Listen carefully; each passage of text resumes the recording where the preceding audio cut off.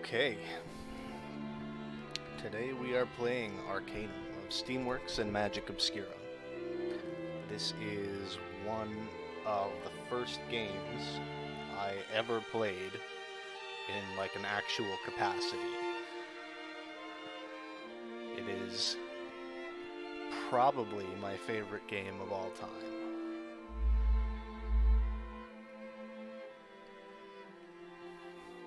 And I'm going to sit here and briefly enjoy the menu music.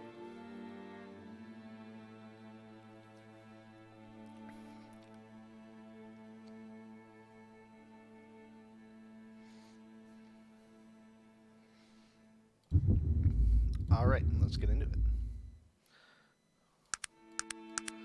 We are playing on the Arcanum unofficial patch 2.0.2, I think it is. Fixes a lot of the issues with the game, restores a lot of cut content. Great patch all around. It does allow for this widescreen kind of view, which is what lets us stream it in the first place. Arcanum is not very cooperative at all when it comes to streaming. We're going to play a build that I spent a lot of time playing, which is a half-ogre who ran away with the circus,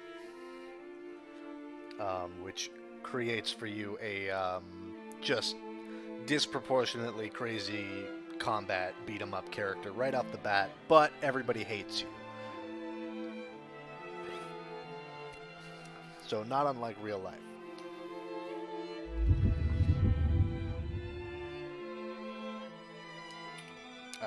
And then we will go with our incredible name. In Arcanum, there is very early on a chest, which its contents are based almost entirely off of, I believe entirely off of your character's background and name, and that creates like a randomized seed, which determines what you get. I don't actually know what this combo will get us. First thing we're going to do, increase our intelligence to 5 so we don't get the stupid dialogues, even though they are incredible. Your character writes a journal, and he does it in the stupid thing, and people give you different quest rewards and treat you very, very differently based on your character's intelligence. I'm just going to double check. I don't remember if we need 5 or 6, and it's going to make things very difficult if I get it wrong. So let's briefly look it up.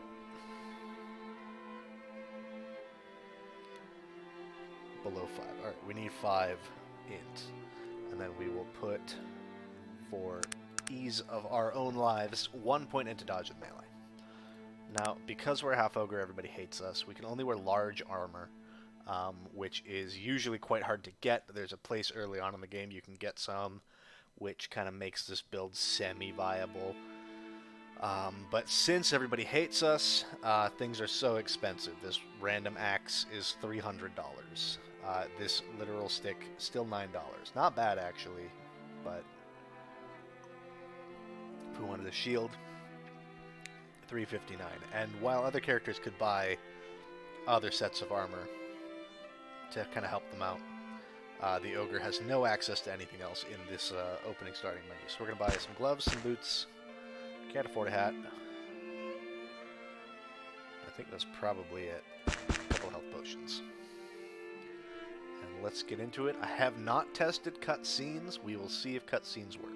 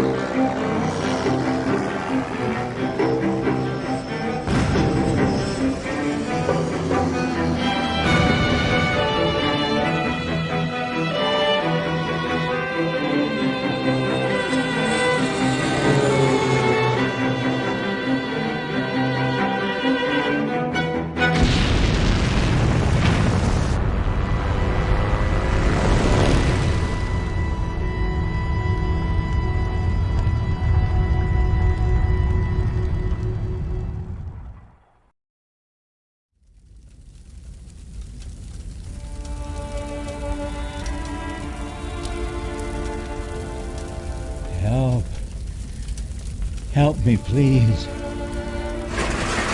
Oh, thank you, my friend. I haven't got much time. You must find the boy. Find the boy and give him back his ring. He will know what needs to be done.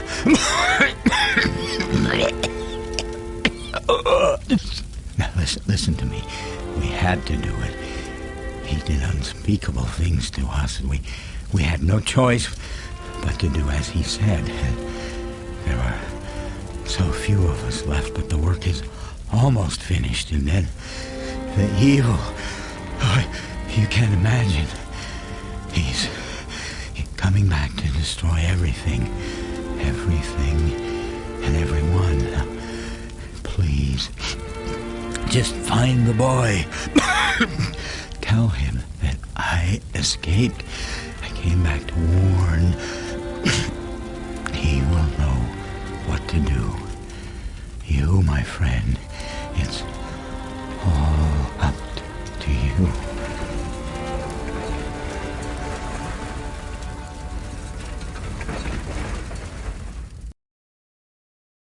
Can't believe it. I mean, you and then the Zeppelin and the fire. And the altar says that... Do you have any idea what all of this means? Okay, we are in playing widescreen. I haven't done this patch before. It looks... I mean, it doesn't look pretty, but you gotta admit there is a charm to it. For sure. There's a couple mods we are running that you kind of need to know a little bit. If you haven't played before, they won't impact you at all. If you have played before, you might notice them. Mostly our restored content mod is active, so we have access to everything that was supposed to be implemented but wasn't. And then we also have a couple combat balancing things going on, so if you see things that aren't quite as you would expect them to be, it's probably due to that. But yeah, we were passengers aboard the IFS Zephyr, which was attacked by flying machines that nobody had ever seen before, and they shot it down, burned it to the ground, and we crashed, and apparently we are the only survivor. We have been found here by this man, Virgil, and let's get into it. Not every NPC is voice acted, but Virgil is, thankfully. You speak! I mean, of course you speak. What am I, a blathering idiot? Wait, what did you say? Maybe I should be writing all of this down. I am at a loss here. I don't quite know what to do. I mean, you are the... Oh, of course you are. I mean, you do know who you are, right? Of course you do. What sort of brainless, half-baked question is that for what do you call yourself? Please, forgive me. I'm making a bloody mess of this whole affair. My name is Virgil, sir, and I'm new to the Panari religion. Your religion, and I... Oh, wait! I hereby dedicate... commit my life to the living one. I, Virgil, am at your service, sir.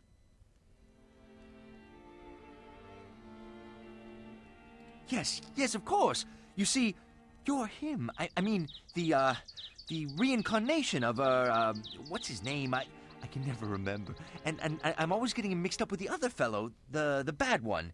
You, well, you know how all of those old elven names sound the same. Yes, right. Just give me a moment here.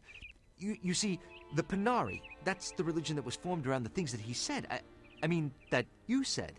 Oh, forget it. Let's start at the beginning. Or this beginning, since there is a lot more that came before this.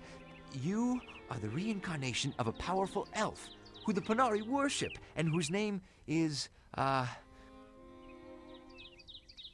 Right. Yes, the name. Wait. I remember something. It is written in the scriptures The living one will live again on wings of fire. No, wait. I think it says, reborn on wings of fire. Oh, blood and ashes. Why do elves always have to be so damn cryptic? I don't know about the ring, but this business about the evil one returning. As I've said, I don't know a whole lot about the Panari prophecies, but I think you were supposed to return and fight someone evil. Bloody hell, I should know more of this. Look, I understand this whole thing sounds ridiculous, especially with you being a half-ogre, but let me just accompany you down the mountain to Shrouded Hills. I can introduce you to my mentor, Elder Joachim. He can explain this all better than I can. I'm rather new to this whole Panari thing myself. Nothing. It's just that the Living One is the reincarnation of a powerful elf wizard. I can't, remember his name, but I think it's carved down on that altar. I'd have thought you'd have been an elf, or perhaps a half-elf. I'm going to try not to talk through any of the dialogue in this game for the most part, but I love Virgil. Virgil's one of the best companions, in my opinion, in any RPG. You may recognize the voice actor. His name's Reno Romero, I believe, something like that. He was the voice of Revan in Knights of the Old Republic, as well as being Kyle Katarn in the original, like, Star Wars Jedi Knight game. And then I think more recently, he was, I know he was in Skylanders, so clearly his career is going really well. just going great, but yeah. Let's see. He was the leader of the Elven Council during the Age of Legends. At least I think that's what it was called. He was the greatest being that ever lived, to hear Elder Joachim tell it. After seeing what I just did, I don't know what to believe anymore. Believe me, I'm no saint, friend. A week ago, I would have laughed at all of this. But now, I just don't know.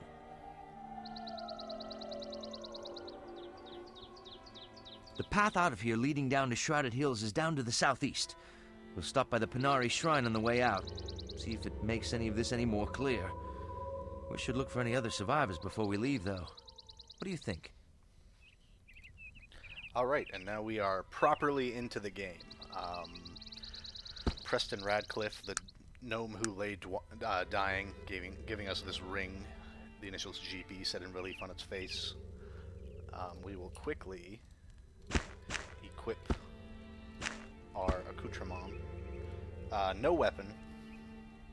We don't really need a weapon where we're going.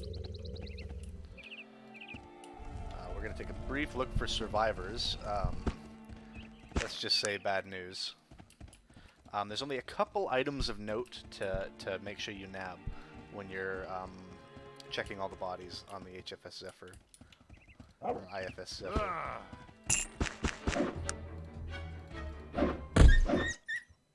And if you don't like the sounds of wolves being kicked, I got bad news for the first, like, 40 minutes of this game.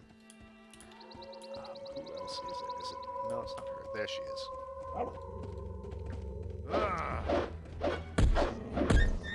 So there's two important items to get for side quests later in the game. And that is the camera we got off of that first guy near the crash site, and then the note we just received, which is like a love letter from one of the passengers to their beloved that we will meet later on in the game and be able to complete their side quest because we found that note. Everybody else sticking around here, except for Preston Radcliffe, are the pre-gen characters that you can start the game as instead of making your own, and they all have kind of unique hooks and backgrounds and sometimes inventory items that set them apart. I think we're gonna dump the volume down one more step, just because this game can be kind of loud.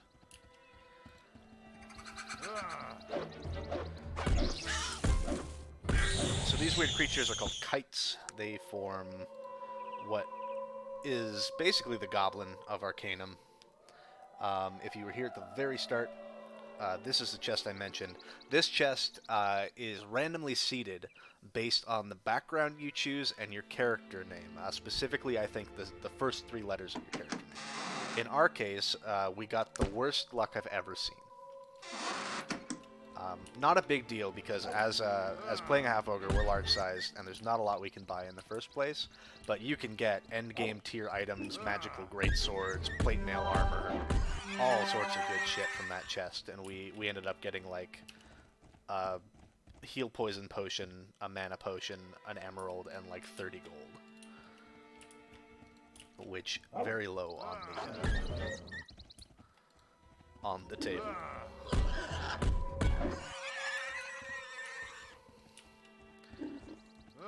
We did level up. We'll get to that in just a second. First things first, we want to come and examine this ogre bandit. What is this? It seems a strange flying device, but much smaller than the blimp. I've never seen anything like it. And isn't that an ogre among the wreckage? It seems very unlikely that an ogre would have the intelligence to fly such a complex device. Okay, careful, Virgil. See who you're talking to. Do you see that strange amulet that he's wearing? And that symbol on its face? I don't recognize it. Do you?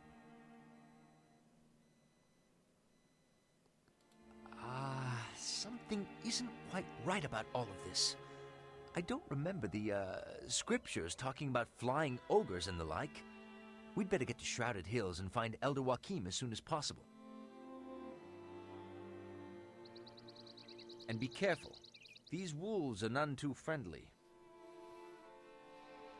Yeah, we've fought a few so far. So what we want to do, we want to take this amulet off of him, and we can avoid a couple encounters by wearing that. I won't spoil what it's alluding to, but...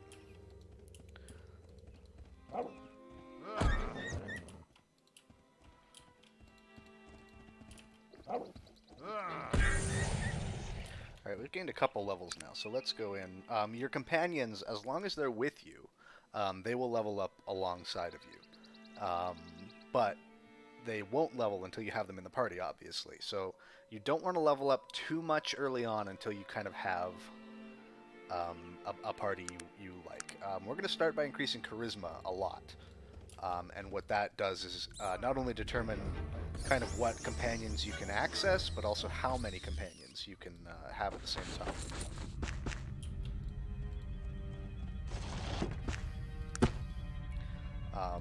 Right now we are just going to find all these kind of gun parts. There's a lot of like early technological items in here. If you're playing a gunslinger, you're playing a bombsmith, you're playing a smith, anything like that, you'll find a lot of the things you need early on in this cave, especially guns, dynamite, more gold. All of this stuff sells for quite a lot of money once we hit the first town, so we're going to take it all with us. There's a ghost here. Let's talk to the ghost. The ghost isn't voiced. Most characters aren't. Only important kind of NPCs and companions are. So we'll kind of run through his dialogue. Basically, him and his friend were cursed by an evil priest, so that their soul could not leave the mortal plane. And we're going to have to go and talk to that evil priest and get him to lift the curse. And if we do so, this guy will tell us about some treasure that he found and has hidden away. And then kind of we can decide whether we trust ghosts or not, but...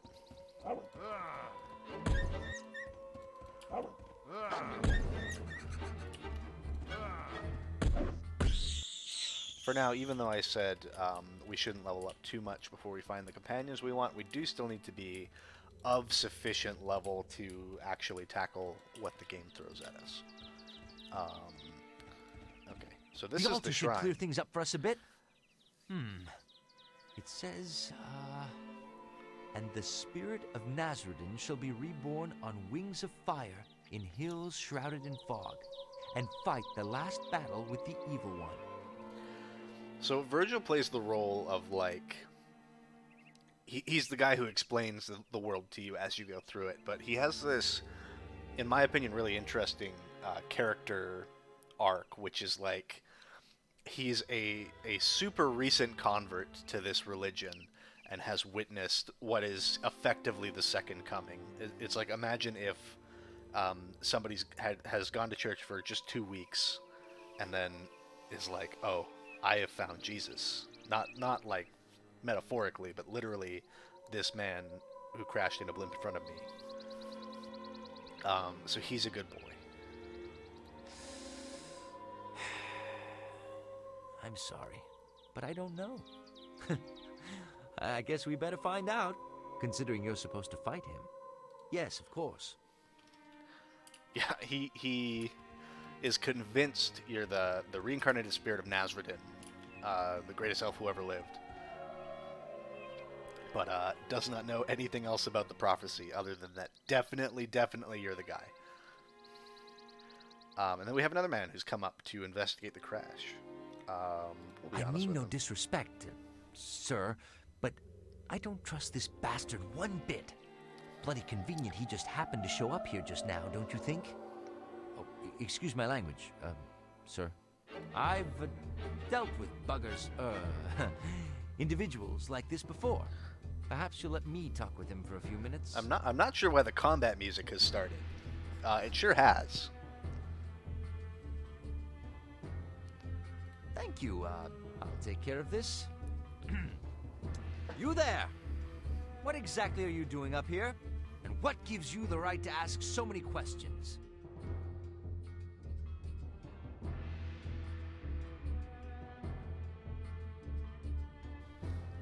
So this man is feeding us a story that he's from the nearby village, and he saw this terrible accident, and he's coming up to investigate. Oh, really? Listen, I came from Shrouded Hills myself. It's at least a day's journey from here. There's no way you could have traveled here that fast. I think you're lying, sir. This is like our first sample that maybe Virgil's not quite the priestly good boy that he puts on airs as being. You'll also hear, like, when he scores when you score a crit or he scores a fumble, he will make some dialogue options where he almost swears and then quickly corrects himself, and it really adds a lot of characterization to him. We're gonna let Virgil continue to do the talking, because anytime we can get Virgil dialogue lines is a good time, but this guy's just kind of sticking with his flimsy story. No, I don't think you understand. I'm asking the questions here, and I don't like your answers. I'm going to ask you one more time. Why are you here? So now he's getting kind of threatening. Oh, I think difficult is the best way, sir. I find that there's fewer questions afterwards. I'm ready to begin this discussion whenever you are.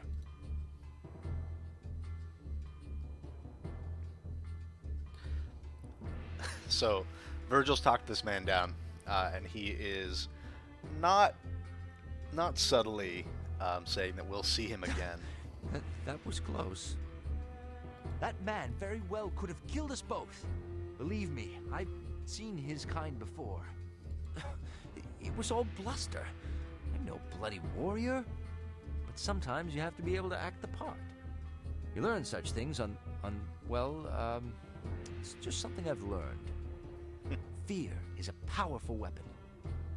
Something is very wrong here. I think we'd best get out of here as soon as possible.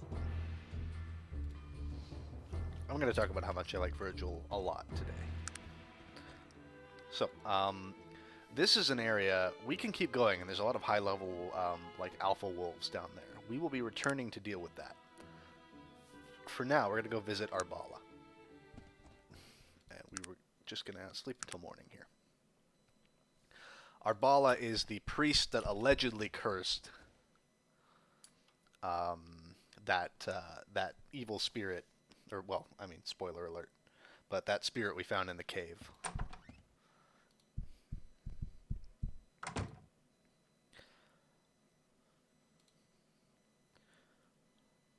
So we're just explaining to him that we were sent by the spirit of a man he cursed, and he is explaining back that basically they broke into his house and killed his wife and kid and then left him for dead. So he cursed them. And then it sounds like, in his opinion, the thieves kind of went for each other to get the treasure, and one ended up killing the other and leaving him to die in that cave. So we're going to do Arbala's side of the quest, where we are going to return to that cave and explain to him, like, hey, you lied to us. You're actually the bad guy. Because the quest reward for doing Arbala's side of the quest involves a permanent bonus to your,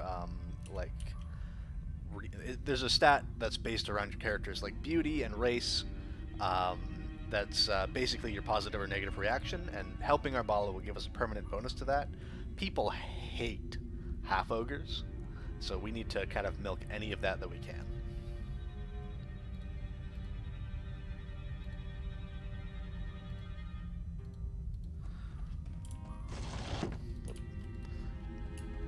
So we've just basically told this ghost, hey, Arbala will release your spirits if you tell us where your friend is, because his friend is the one who has stolen the artifact that Arbala wants back, his sacred, some kind of priestly icon.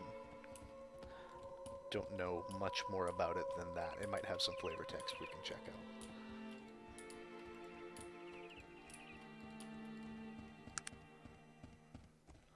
So we're gonna go see Simon Farkas. Simon Farkas. He'll probably be asleep in his bed. We're just gonna...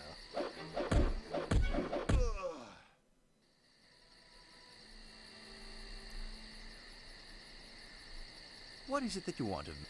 So, Virgil, I need to click this man. Where we will not only steal his clothes, but also the icon Arbala wants. Let's just see. Does it have any... Nope. Arbala's sacred artifact is all we know about it. Are we locked out again? We are. Let's sleep till morning. And in we go. So that gives us kind of a permanent boost to our positive reaction, as well as quite a bit of XP, which we have leveraged. Elder Joachim is staying at the inn next to the bank. So, our quest goal right now is to go see Elder Joachim, who is staying at the room at the far end of this inn. We're not going to do that yet.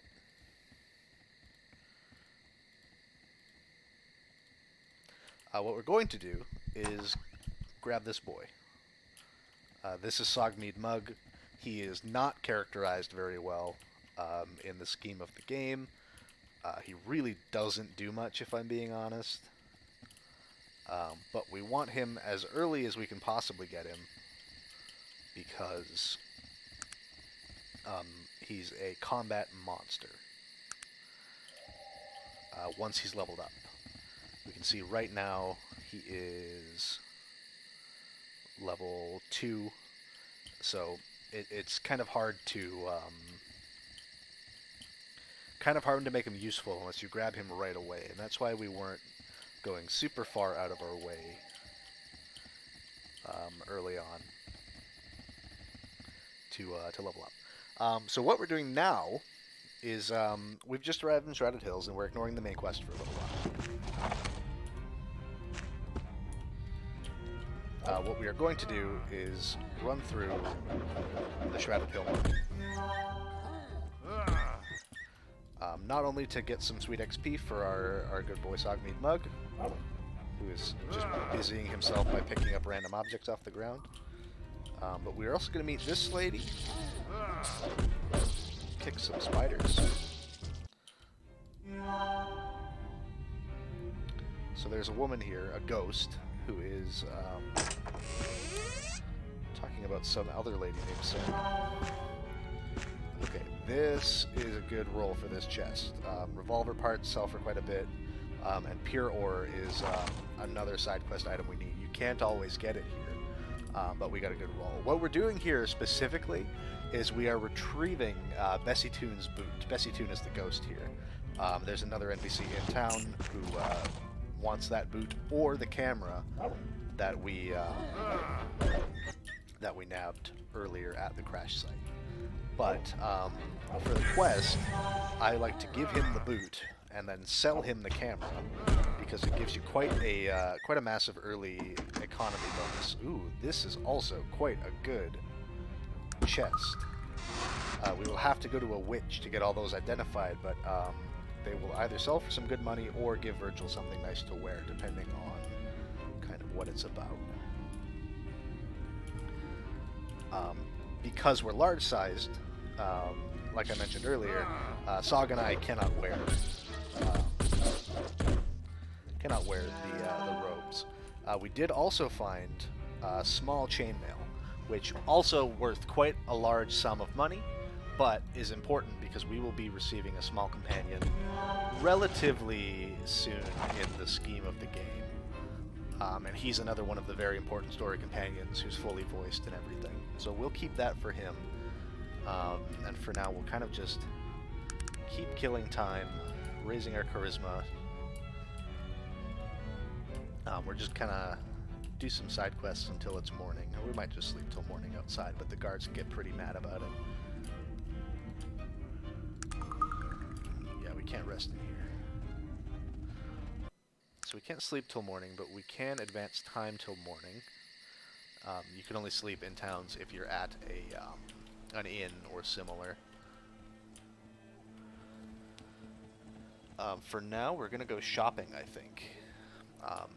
We will sell some of this technology garbage that we picked up, all of these bomb parts and revolver parts and stuff, to both this shop here, Slim Pickens, as well as this shop up here, which it contains, again, one of the best NPCs in the game.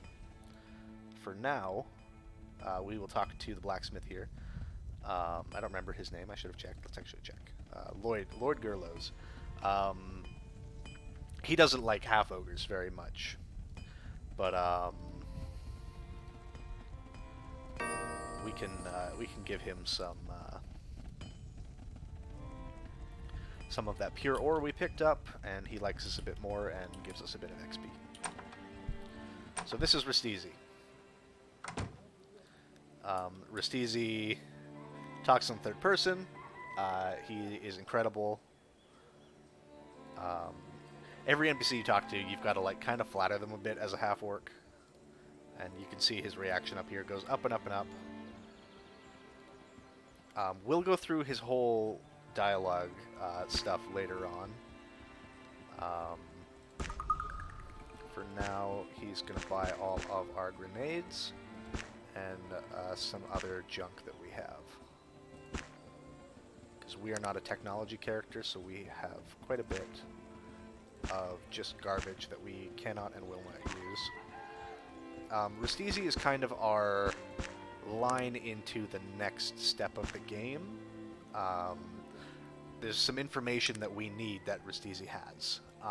We're not going to do that yet, just because I want to kind of flesh out and check out the town. This dialogue here that pops up, it'll pop up right here, saying you can get this much elsewhere, but he only has this much. It means we basically tapped him out of money, which is great. It means we don't actually have to sell him the camera, and we can save it for a quest later on. Either way, we would have come back and bought it back later on to do that side quest, but he doesn't have enough money for it anyway, so we might as well just hold on to it. This is the witch. You can tell she's a witch because she has a cart. Literally, that's it. Alright, let's see what we got. Charmed robes, magic traveler's cloak, and charmed chainmail. Okay, so we are going to give to Virgil this magic traveler's cloak. He's all pretty dressed in white. We will sell her the charmed robes. We're going to keep the chainmail. And then we're going to head back to that other shop I pointed out earlier. And it's another kind of place that will buy the bits and bobs. All these like springs and robes and gaskets and stuff. This man here is actually the mayor. He's not a human guard.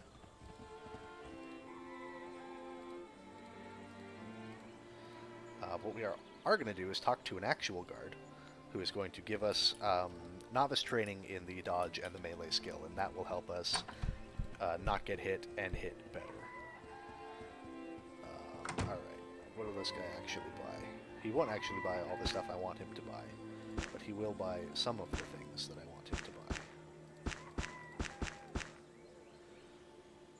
Okay. Yeah, I think that's it.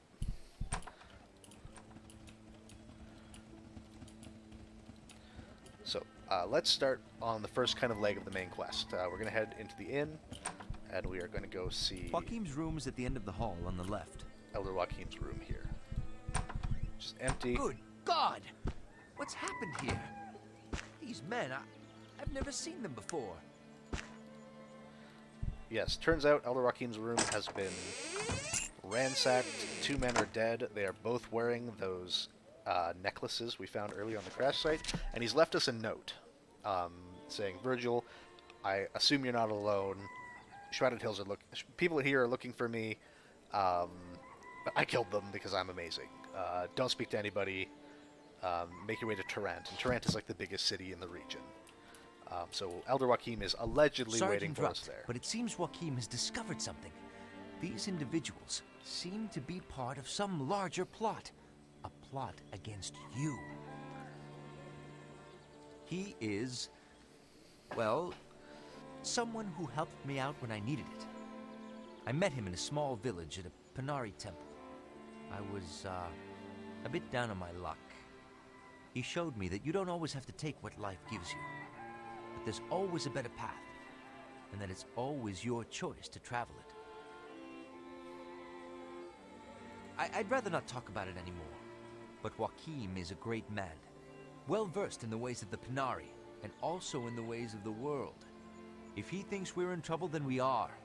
Let's get out of here, and get to Tarrant. Yeah, another hint that Virgil maybe is not quite the man he alludes to be. Alright, we're going to take a field trip up here. This halfling now accosts us that there was a gnome. His old he must be a gnome. His older brother died on the blimp and bequeathed him in his will a ring. We're just going to tell him sorry for your loss, but we're not going to tell him about the ring. It's obvious things are afoot.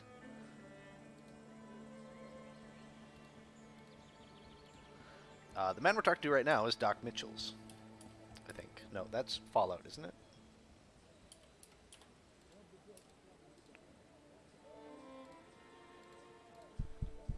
Doc Roberts. Yeah, Doc Mitchell's is Fallout New Vegas.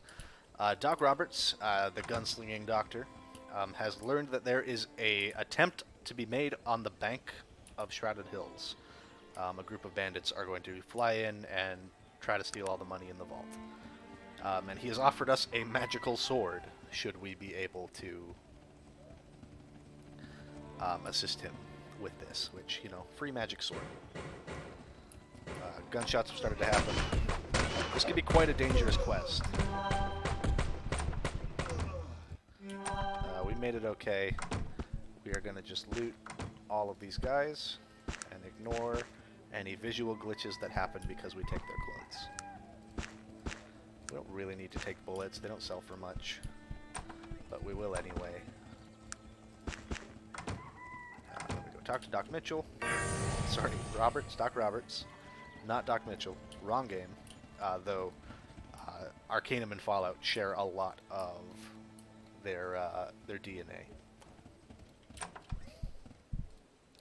So this man will buy all those clothes we just stole, and I believe some of the other crap. We'll find a trash bin or something for the rest of it, because we have a couple things. What we're going to do is talk to Sog, give him a magical sword. He can put it to pretty good use.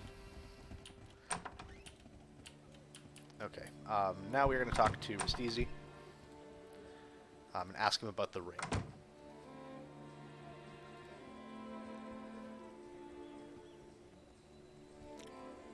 And he's basically going to go into a whole thing of like, I know exactly what you need, but what are you going to do for me? We have a high charisma, but we don't actually have a great persuade skill, because all we're doing is boosting the charisma as high as we can get it in order to collect all the companions we need. So we're just going to ask him what he wants. He is going to say he's a collector of oddities, wonderful things, as you can tell by his storefront. All the great and wonderful thrift store goods. And he says, bring me a camera or the boot of Bessie Toon. So yeah, we'll tell him we brought back both. We'll give him the boot. And then we can see he parted with that information, and he sells it for 4. We're going to buy it back off of him. I don't know if it's actually useful for anything, but I don't know. I don't like him having it. For some reason. But that did give us a level up. Again, going in charisma for the first bit. I want our maximum followers around 4 so that we can get kind of all the NPCs I like as quick as possible. But we will talk to the mayor now. We're explaining to him, hey, there was a blimp crash, only we survived. How do I get out of here?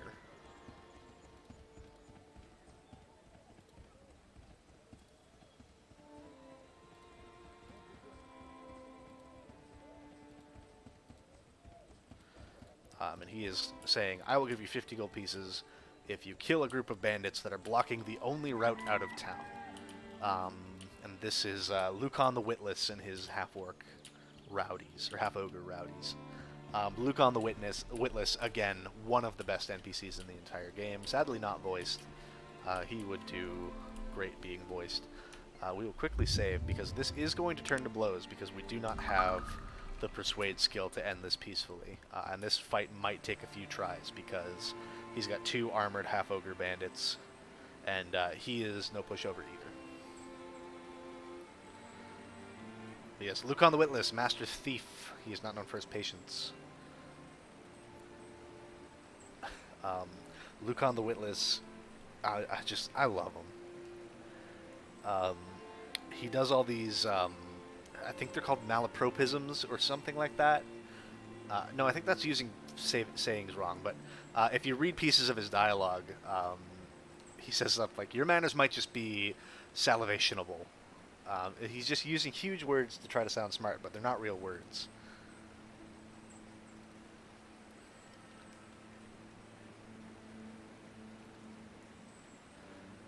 Eloquentology, yeah. Just whoever wrote the dialogue for Lucan the Witless had a great time doing it. But we're gonna beat him to death.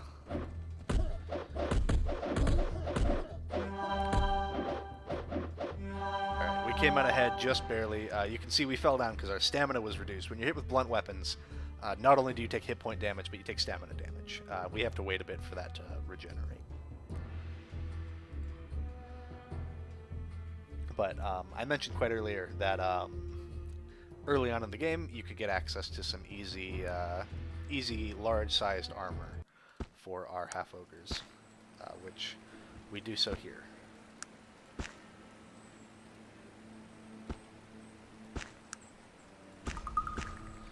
So I hope you enjoyed the part where you could tell Saga and I apart,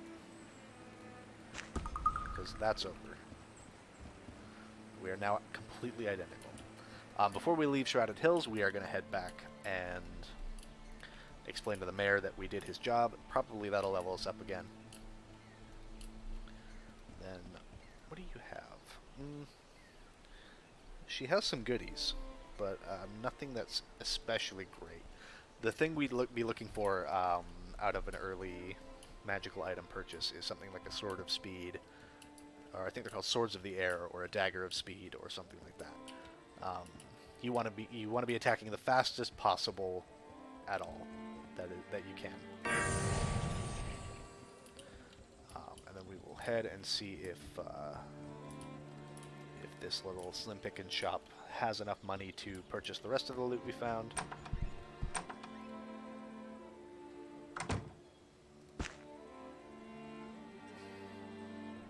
doesn't seem to want most of it. I think Restizi would if he had money.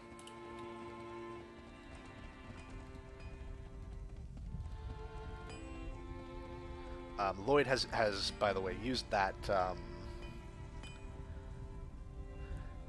pure ore that we gave him some day ago to make this fine dagger, which we are going to take and put on our giant ogre.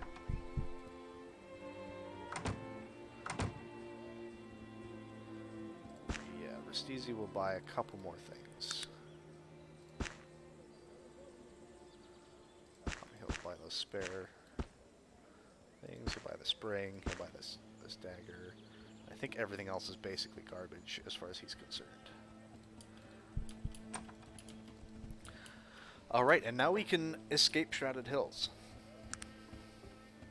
We're almost done leveling Charisma already. Your stats cap out at 20 apiece in this game. We want to get ours 220 right away because there are plenty of NPCs. We won't be keeping Sagmead Bug the entire game, I don't think, because I would like to specifically bring all of the voiced NPCs along for the ride. But for now, he is a significant boost to our combat capability.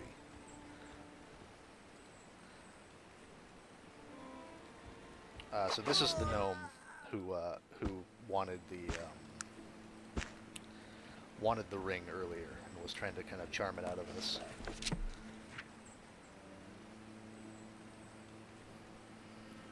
And we learned that he has a little contract on him where he's supposed to kill Radcliffe, the gnome we found dying who gave us the ring, as well as anybody who talked to him. So at this point, we're actually going to return to the crash site before we go anywhere else, because we are going to go back for those wolves.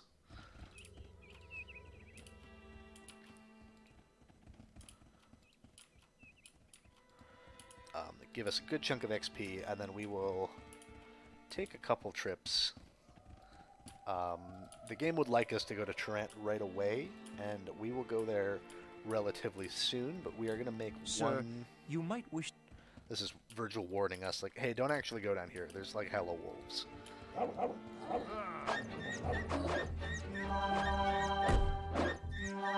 You can see with that new dagger how fast we actually attack, but it's also a problem, because as an ogre we do a ton of damage, and if we critically fumble, especially attacking that fast, we can end up just completely murdering ourselves.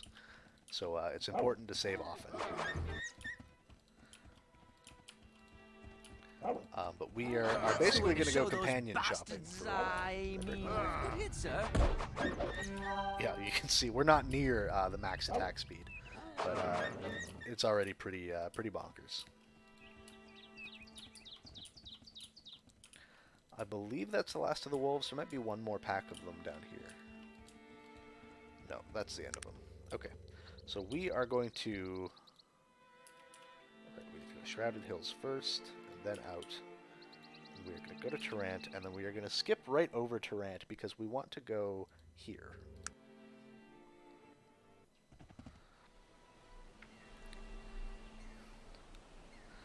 So this is the first kind of instance we get introduced to the concept of the Malokian Hand.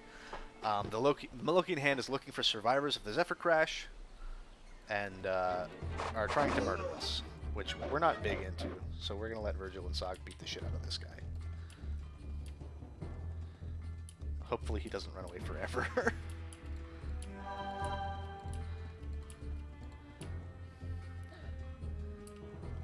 He's going to pass out pretty soon.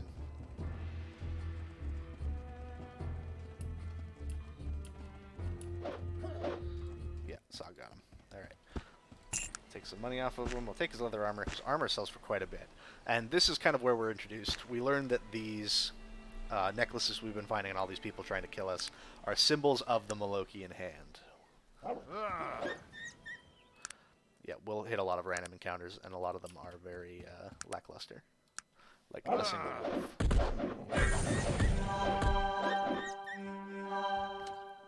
But early on, free XP.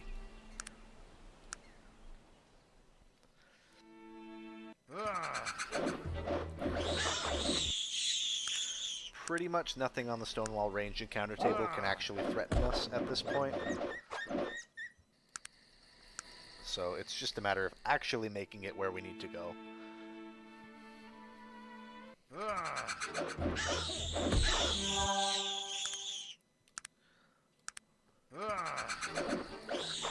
Usually you do not get this many random encounters.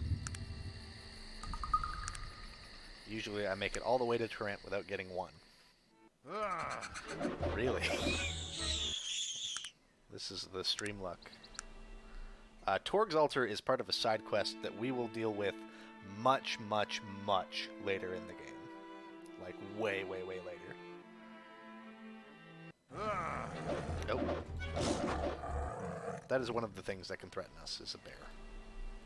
Black bears aren't that threatening, but, now, we are heading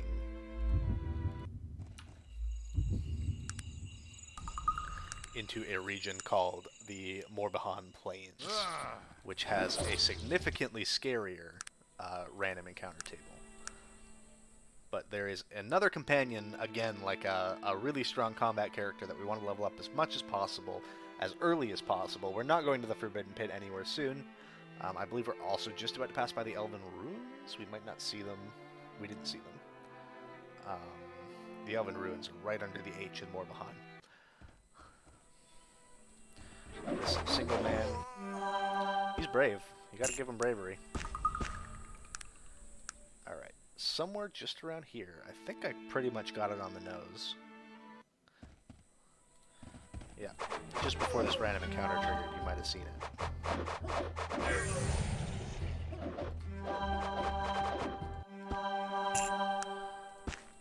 We're going to take all their armor for the most part. He can keep that. Don't need that rusty mace. Alright, we did level up again.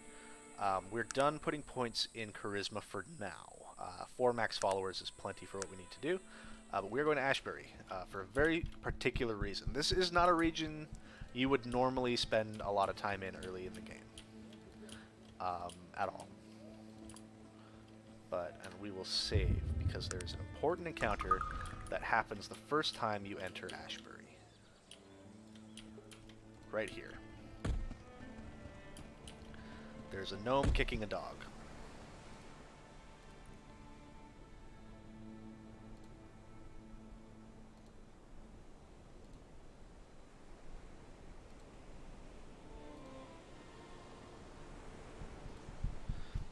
We tell him, hey, stop kicking this dog or we'll kill you, basically. And he does. He does stop kicking the dog, and we now have the Worthless Mutt, who is a level 12 character. He is a absolute monster in combat. The earlier you get him, the better. And is the only reason we're in Ashbury at the moment. We're not going to even kind of spend any time in the shops here, even though we do have some stuff we could sell.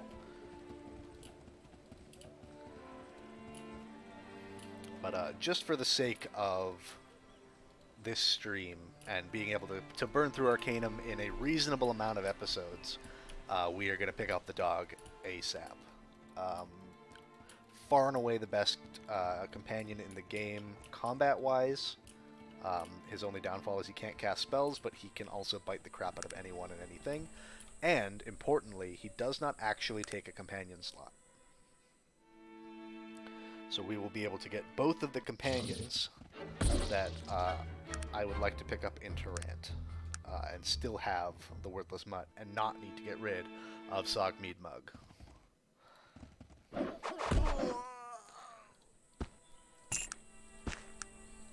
Yeah, these poor guys just can't keep up anymore.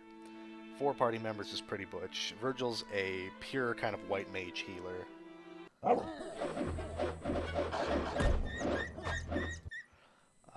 And then Sog and I are basically the exact same build, just huge strength, big half ogre energy. Obviously I have more charisma, and he puts all his points into strength. And then Mutt is also basically just another half ogre, if we're being realistic. So we've entered Tarrant. And we are going to advance time till morning because we want to be able to do some stuff in the shops.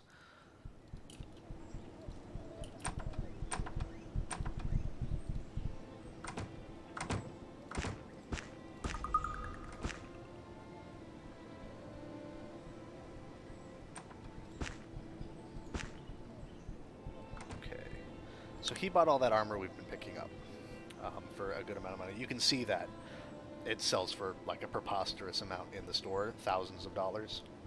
But we really just wanted to make some extra money. I'm going to point out side quests as we see them. We're not going to do them all, or even most, or even a lot of them, because there's so many. If you talk to this man, he tells you that he dropped his wedding ring into the sewer, and if you do that quest for him and head it to the sewer and stuff, he will tell you where to find P. Schuyler and Sons, which is right behind him. And then this is our next companion. What? You're bothering me. You've gone and put yourself on my bad side. I think it would be in your best interest to leave this dwarf alone. I do see your point, stranger. I was quite mistaken about you. It's obvious to me now. Please, forgive the outburst. Who might you be to ask a dwarf his name? Bloody ignorant outlander, I'd say. As if a dwarf would give his name. Magnus is another very good character. He is the dwarfenest dwarf who ever dwarfed, because he tries so hard to convince everybody that he is a very, very cool dwarf. Excuse me. You don't need to take such treatment from this dwarf. Bloody annoying little runt, if you ask me. I mean, look at him. Putting on airs like he's some sort of native dwarf. I'd be surprised if he's ever even been out of the city in his entire life. You can always smell a city dwarf a mile away. He's probably got a manicure. His beard looks a bit scraggly, too. I was saying that it was bloody rude of you to be asking me, a dwarf, for his name. It's not something to be thrown out and away like the day's rubbish. I suppose you're none to blame, stranger. Perhaps I am a little quick-tempered myself. Please forgive my harsh words. You may call me Magnus. Well, dwarves are an ancient race, and our traditions run deep. A dwarf's true name, his family name, is a sacred thing, a thing of mystery and power. Magnus is my common name.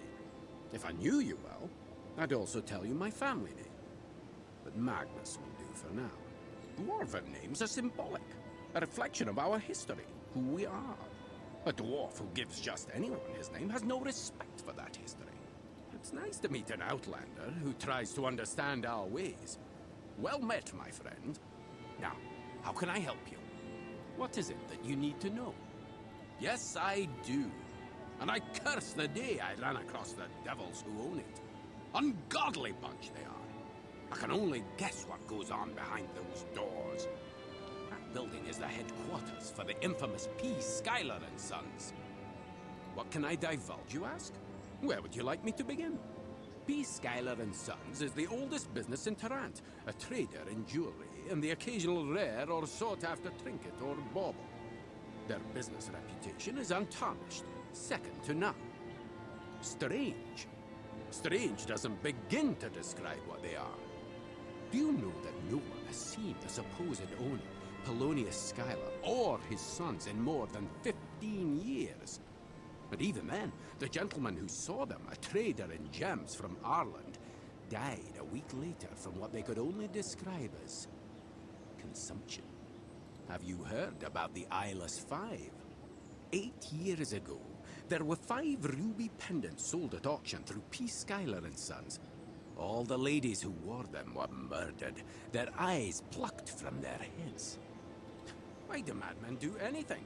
They're bloody madmen, that's why! If you're not going to use the sense you were born with, then I'll not continue. Suffice it to say that P. Schuyler and Sons is an extremely unusual company.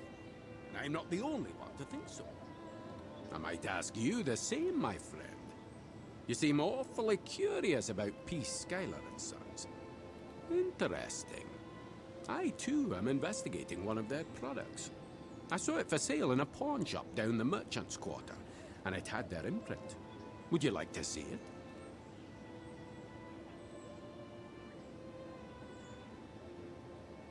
Don't you see? There, a cross. And there, a sunburst.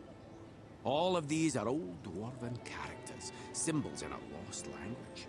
These are landmarks in my people's history, milestones for the dwarven age. Do you see these dwarven gauntlets I wear?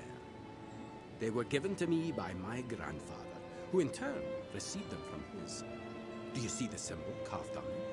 It's the same as the symbol carved on the bracelet. These gauntlets are the only link I possess to my ancestors, my clan, lost to my family since before any of us can remember. That, my friends, is the point of this whole story. I've tried on multiple occasions to speak with the Skylers concerning this bracelet and where they got it, but I've been stonewalled by their employees from the very beginning. They're hiding something. I know it. The sources behind their inventory, the reasons for their reclusiveness, who knows? But I do know that I'm gonna find out where they got this bracelet, regardless of what is necessary to do so. Perhaps. I do see some potential in you, my friend, and you seem trustworthy. Done. Let us proceed and throw some light on this mystery. So most of the time, Magnus is going to end up being the second companion you get. He doesn't come with any weapons, just his dwarven gauntlets, which do give him like a pretty decent unarmed attack, like 1 to 12 damage. But it's better to give him a dagger and let him go ballistic with the fast attack speed. And we did find that small chainmail earlier, so we are going to carry on like that as well. He's level 8. I believe we are level 9. Yeah, so we're about on par for picking up Magnus. And we are investigating the Skylar and Sons.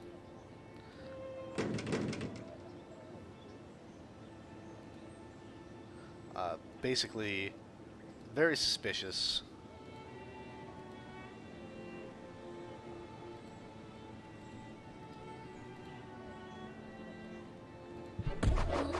I mean, better luck next time. And they basically say, there's no way I'm letting you downstairs. You'll have to kill me. So we do. And we are going to go discover the mystery of why P. Skylar and Sons is so secretive. Look! It's an ancient dwarf burial ground.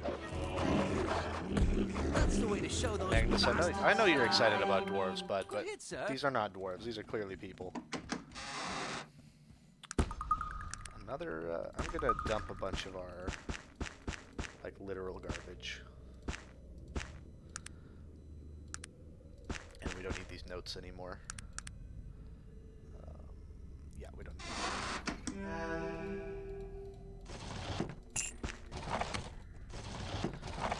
So this is basically Loot City. P. Skylar and Sons will gear you the fuck up. You want to make sure you check every barrel and every chest, and there are a lot of them going forward. And a similar amount of traps as well.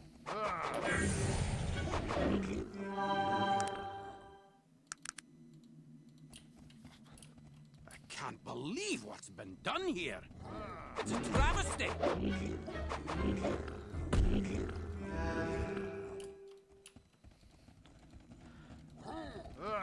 You will get mountains of XP, mountains of gold, mountains of magic items from exploring P. Skylar and Sons.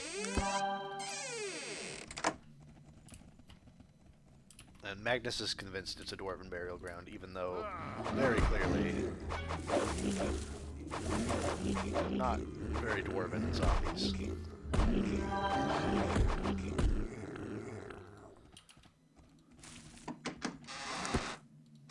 Not getting great luck on loot so far, but I mean, there we go. We'll get that identified before we give it to anybody, just in case it's cursed. And here's where things get spicy, so we're gonna save.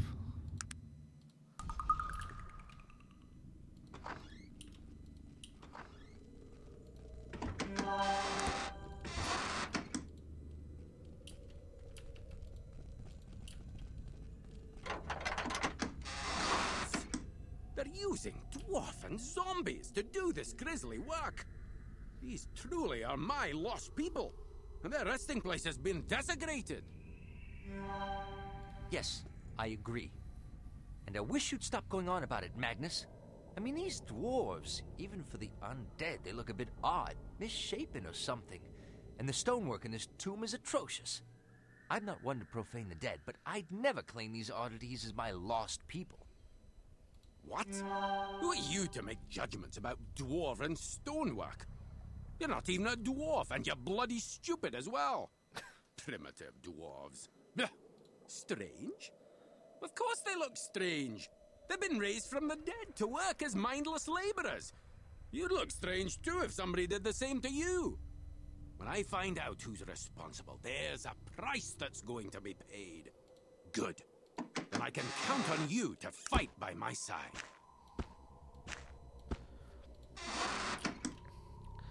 Okay, there is quite a boss fight coming up.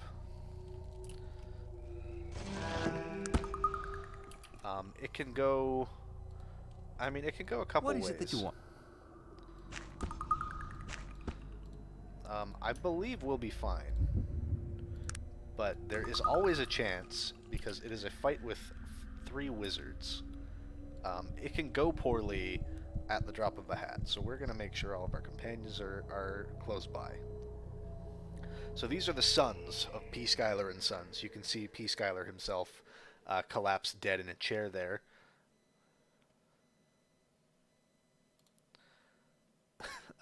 We're basically going on about them that, hey, this place is a nightmare. This is not a jewelry shop.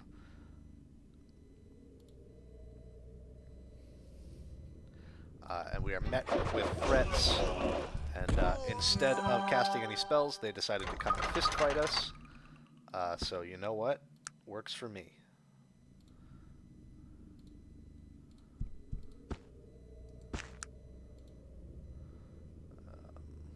Everybody get out of the way so I can finish looting these guys. Okay, can I get into this? No. But...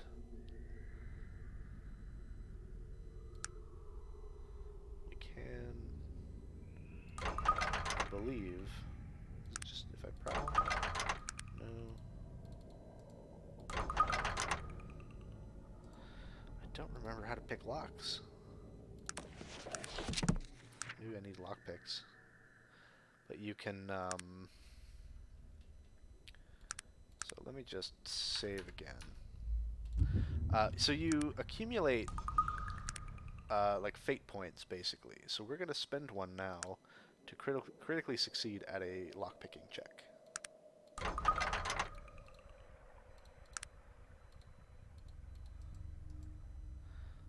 Assuming I can find out how to do that. We may have needed to pick up some lockpicks or something. Magnus is going to repeatedly fail. Yeah, I don't actually think I know how to pick a lock in this game. Which is a little bit tragic. So we are going to open up their filing cabinets, which are suspiciously bare, but we will learn here that the ring we are seeking information about was paid for by one Benjamin Bates for his son Gilbert Bates. So we have identified the boy that we were sent to seek out and return the ring to. So we have to go and find one Gilbert Bates.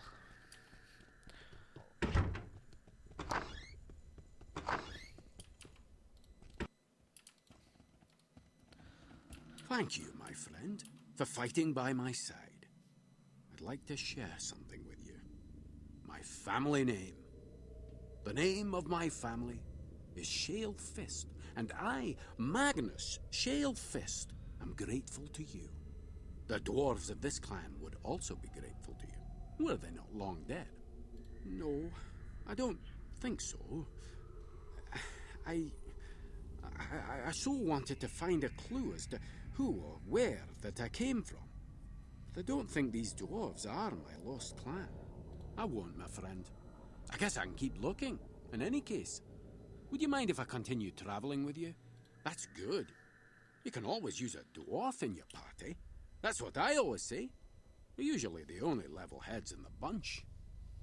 Yes, let's do so. Alright, we have achieved friendship with Magnus for helping him beat up a bunch of dead guys and ending the reign of P. Schuyler and Sons. And now it is time for a shopping spree. Well, sort of.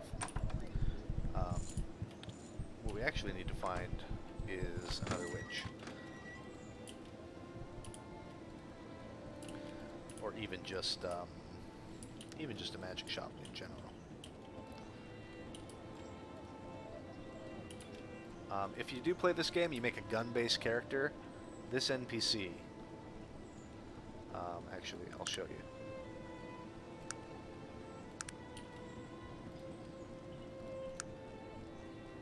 Oh no, it's not him. It is him.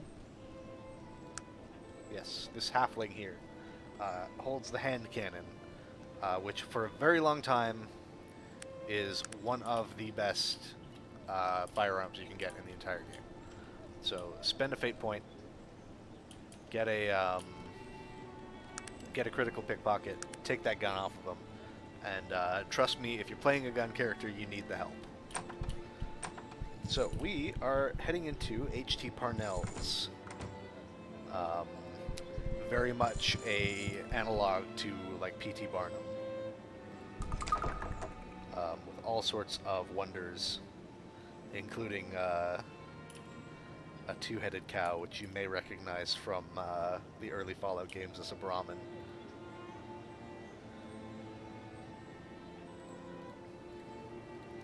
But the person we are interested in here is the amazing Gar, the world's most intelligent. Ugh, I Gar, world's smartest orc. You have got questions?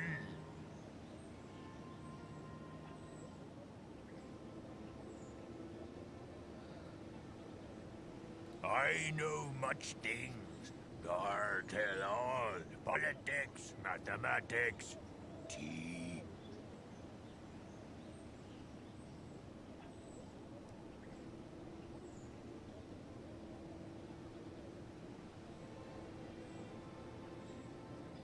Now, Gar is a potential companion. Yes, Gar like tea. Gar civilized. Gar say Earl Grey best. Made from blend of black teas and oil from the bergamot plant. Excellent, Gar say. Ugh, Gar no like green tea. Good for foreigner, not gentleman. We need to invest in not only some intelligence but some persuasion in order to get him as a companion. So we're not going to do much with him yet. What we are going to do is head to the top left corner of the city, where somewhere, not here, but here, this building is usually nothing, but I believe with our... Nope. Our restored content mods add a shop into the game, specifically about the purchase of large-sized armor sets, and it appears my mod has not quite worked.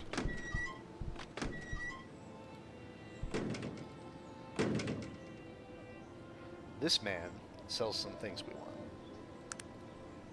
We are going to buy ourselves a Sword of Air, and then he has lots of presents, including some very fine armor and some very fine gauntlets, so that I do not believe we have the ability to afford.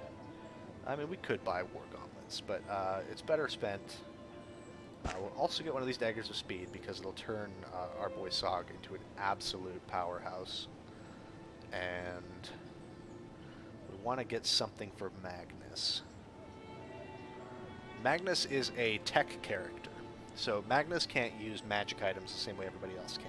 They're pretty worthless in his hands, so we're just going to get him a big fucking sword. So Sog, I'm going to give you this dagger of speed, and I'm going to take your magic sword. He thinks he's better off with the magic sword, but he is assuredly not. Where has Magnus gone? That's the real question.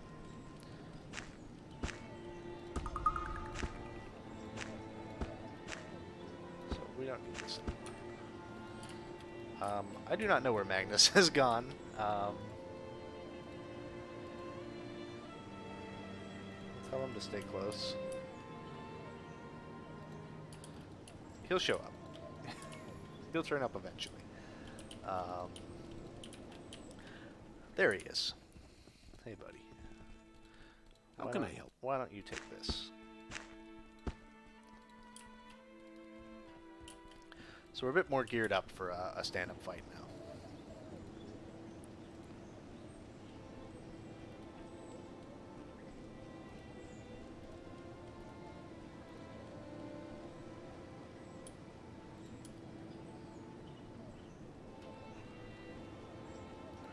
Okay, so we have come and talked to these guards who have explained to us this is the resident of Gilbert Bates, and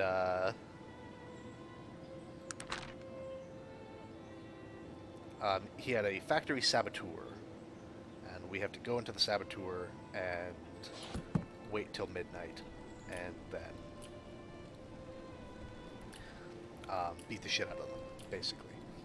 We're not going to do that. We are going to spend some time in the world. I want to get a couple levels. We'll go do a little bit of grinding because I want to pick up Gar as a permanent companion.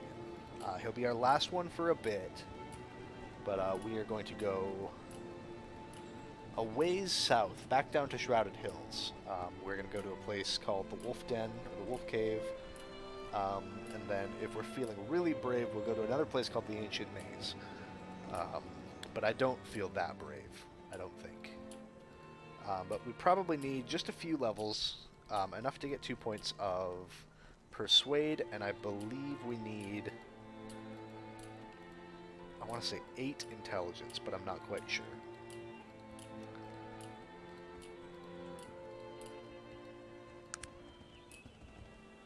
So we don't need to try to Hills, we need to go to this bridge, and then the Wolf Den, I believe, is like there-ish. It's below that tree somewhere. And we'll also get a couple random encounters along the way. You can see how blisteringly, stupidly fast Zog attacks. Zog doesn't have a great dexterity. He's about the same as us. So as he levels that up, he will become preposterously quick with that little dagger. And because he's a big ogre, he will get a huge damage bonus, so it doesn't actually really matter what weapon he's got in his hands, as long as it hits and as long as it hits quickly. Which is why we went with the Sword of Air. It's a big two-handed sword, normally. I mean, we're strong enough to use it one-handed. But its weight is significantly lower than other two-handed swords. And its speed stat, you can see in the bottom there, is 17, which is on par with a steel dagger. Whereas an axe is like 9. Actually, you know, while we're here, before we get ahead of ourselves, let's head back to Shrouded Hills. Because we should go see that witch and get some things identified. And then we can sell off what we don't use. But there's another suit of armor and a couple suits of robes that we already know what they are, but we need to identify them to get the proper price selling them. And then we did find a magical ring, which is the actual interesting thing, and of course the magical axe. I don't believe that axe is phenomenal, but it might also be the best axe in the game. I'm not... she doesn't have much for sale, just another dagger of speed, which you can see has a speed of 23, so it's very, very fast. So let's identify that, these, and that. And let's see what we got. So, a Charmed Ring just kind of gives us some bonus defenses. We'll put that on our main character. Charmed Axe, not a big deal. Charmed Robes and a Traveler's Cloak, not a big deal. And Charmed Chainmail, just kind of low tier, the equivalent of, you know, +1 sort of items. Hopefully Lloyd will buy our magical swords and armor, and we will have a good stockpile of gold to fall back on.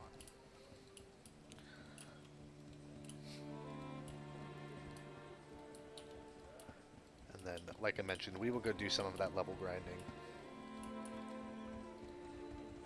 so we can pick up Gar.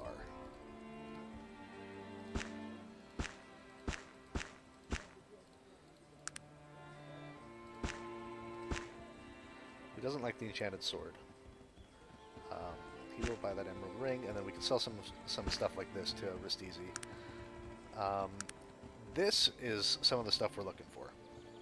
Barbarian clothes. We're going to buy a suit of barbarian armor. We can't wear it, but we have a companion coming up pretty soon who can.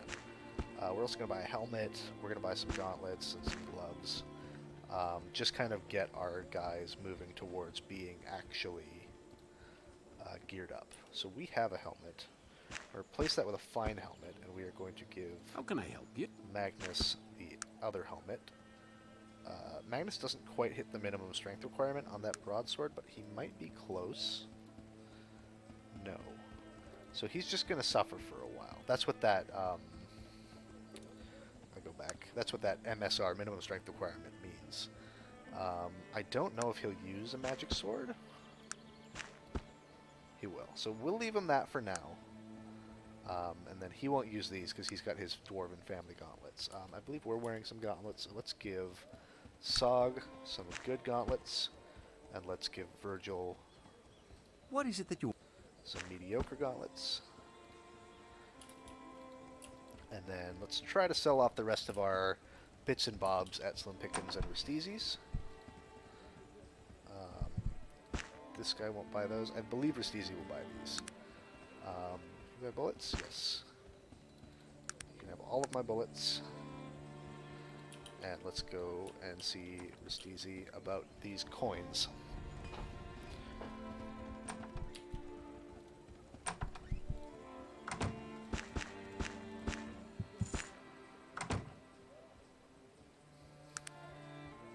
Okay, so now let's head to that wolf den I was talking about. There's a couple side quests we could do in Shrouded Hills, but they involve some alignment bouncing back and forth and some sabotaging of things that are better left unsabotaged, so we will leave that alone and just do it the old-fashioned way by kicking dogs to death. You know, the way you level up in any RPG.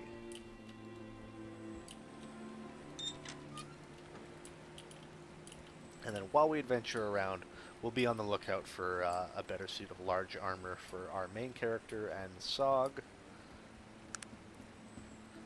We won't be learning any magic, so I think it's around here. Okay. The way this game works, you have this sliding scale of alignment between technology and magic, and the further down the magic tree you go, the better magic items get for you. But the easier magic can affect you. So that's good and bad. Healing and bad magic. But then if you go down the technology tree, you eventually become straight up immune to magic, but also magic items in your hands not only don't give you any bonuses, but they let you, or they cause you to critically miss a lot more often than you would otherwise. I feel like I'm cheating almost. Like, I've been spot on with these locations. I don't think those are worth anything.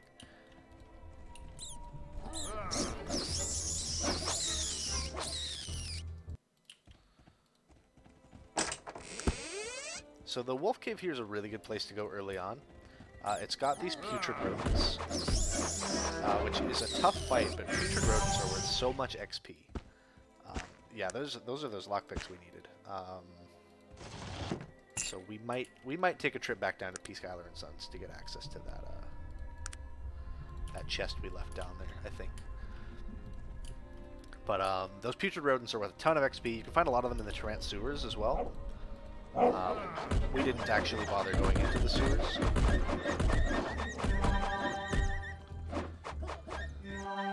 But yeah, there's great leveling in the Tarrant sewers.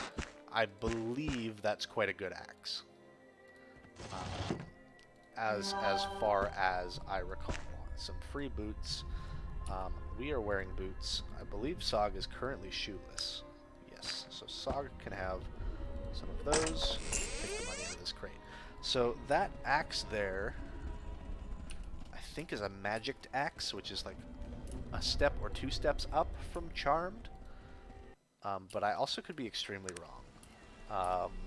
So the only other thing down here that is great for leveling is very dangerous. It's right around here. Oh, good. So, as luck would have it, we instead came across these putrid rodents. So that gets us the 2 points in Persuade we need. And I just need to figure out how much intelligence we need to talk to Gar and get him as a party member. So I know you need a fair amount. There's that ancient maze I was telling you about. It's just up here. The ancient maze is so dangerous. So we're going to save, and we're going to check it out a little bit. As you can see, lots of treasure. Scroll of fire flash and some gold. Not great, but not, the worst.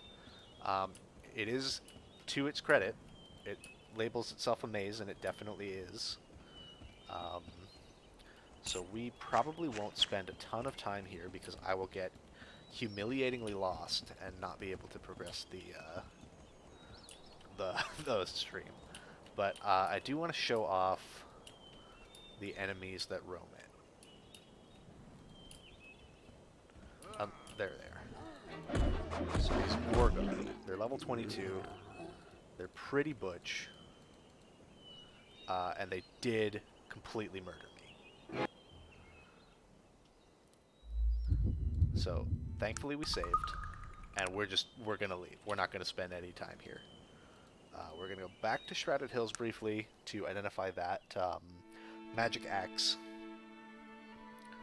And then we will do a little bit more grinding just by kind of searching for random encounters in the Morbahan Plains. It shouldn't take us too long. Leveling up's pretty fast in this game.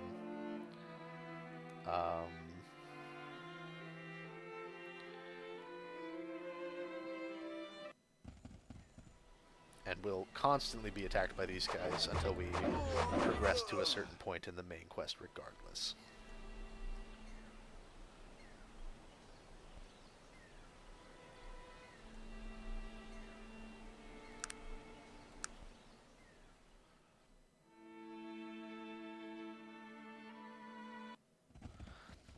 We will progress to morning. I don't think you need to for witches.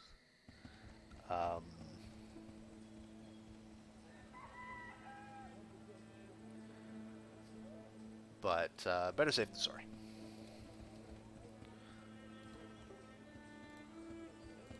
I'm just going to look up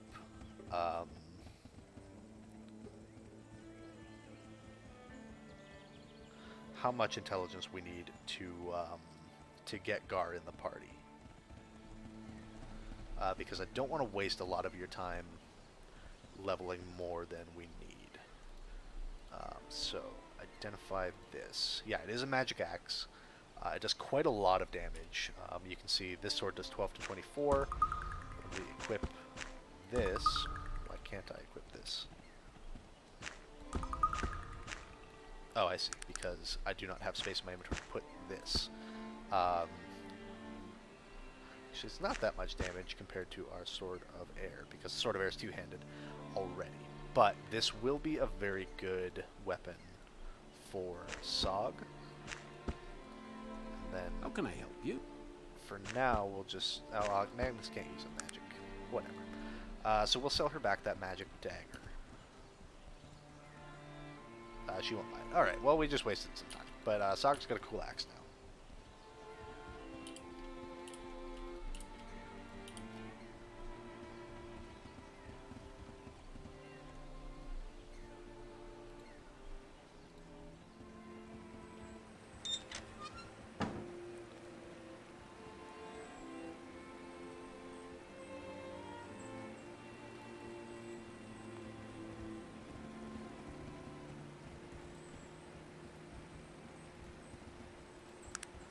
So we will make our way up towards Tarant again.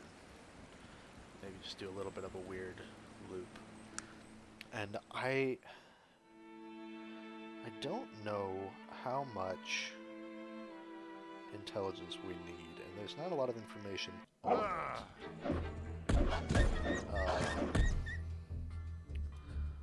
But we'll try with the Persuade we have.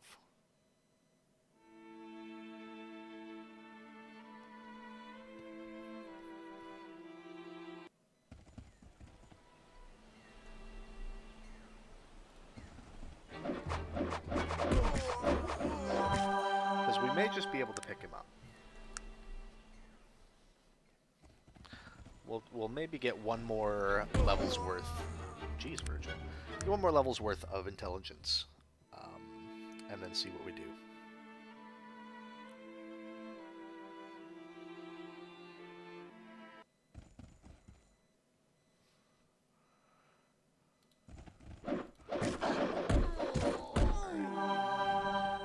Get up towards Tarant, there's the option of running into orcs, which is what Gar is, and orcs sometimes have barbarian armor. So we spent some money getting barbarian armor for Gar, but it turns out we really didn't need to because we were ambushed by several groups of orcs.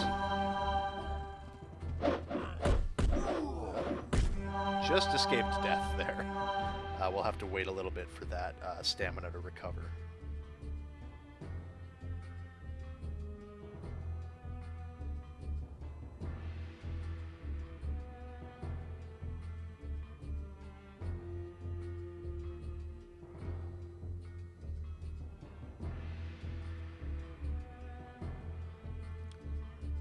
Takes a while.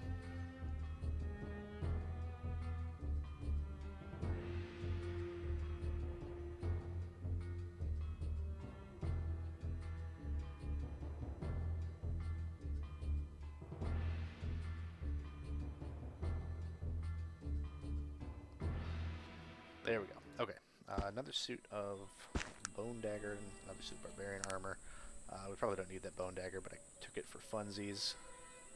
Yeah, we don't need to keep taking barbarian armor. It's not worth very much money. So let's go see if we can get Gar with what we've got. He's our last voiced companion for some time. Let's head to the general store, see if we can get rid of some of the stuff. He doesn't really care about it. Yeah, I need to find like a junk merchant or something. Which I believe there is one down dockside right here.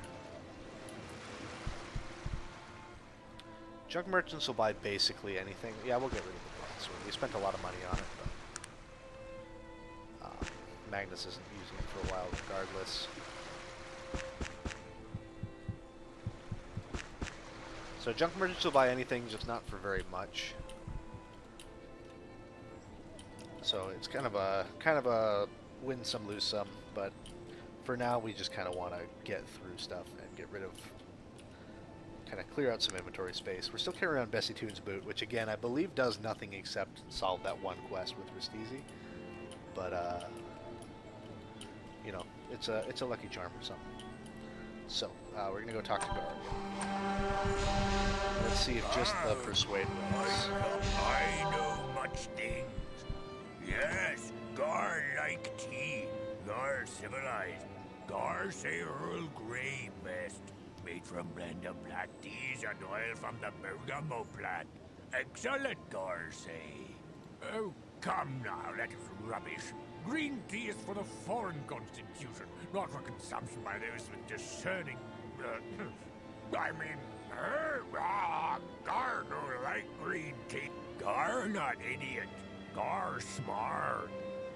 Listen here, sir. Have you ever conversed with a purebred orc? You'll not be in for a scintillating conversation, of that I can assure you. Of course, but people will not accept a cultured orc. The very idea is preposterous. They would begin saying I was an half-orc, or even deduce my truth. What I meant to say was, it is more effective showmanship for me to appear every bit the orc, and to say brilliant things.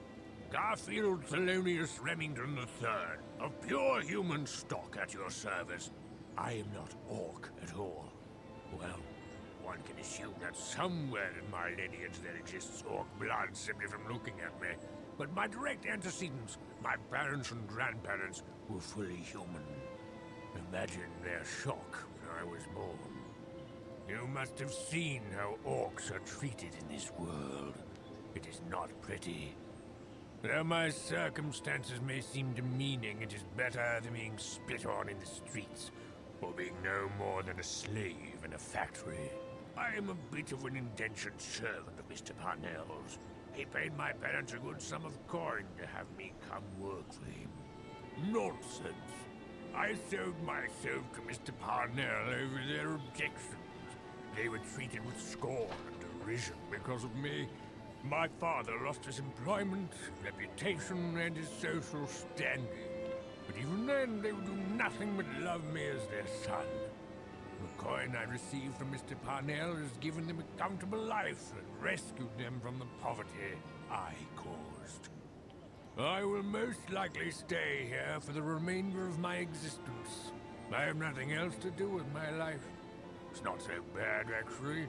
The only dreadful aspect of this existence is the sheer boredom. You cannot imagine the idiocy of the common folk I must contend with on a daily basis. While that sounds intriguing, I am indentured to Mr. Parnell for years to come, as I have said. It would cost quite a bit of coin to free me from my obligations.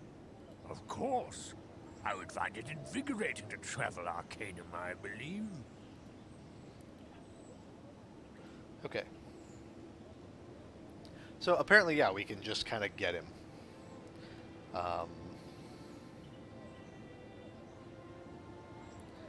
We're basically going to blackmail H.T. Parnell.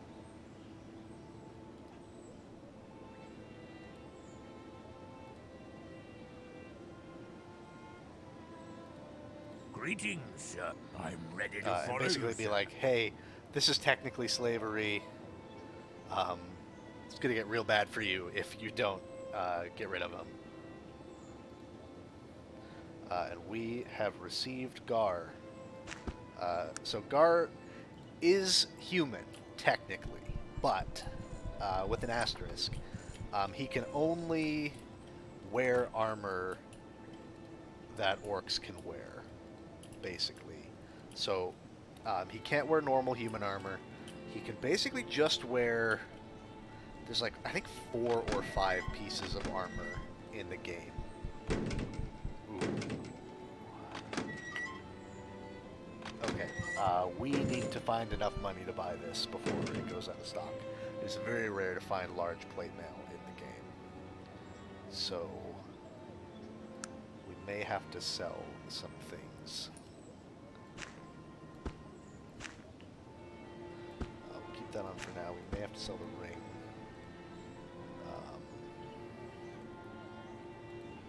What's Magnus got? Nothing really. Alright, let's see what we can get for 381 and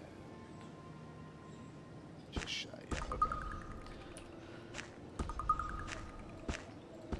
So a little bit greedy, but getting plate mail this early on is beyond a buff. It is going to make us super tanky for the foreseeable. It is basically without finding special magic large armor or huge endgame crafting material and like basically making steampunk power armor.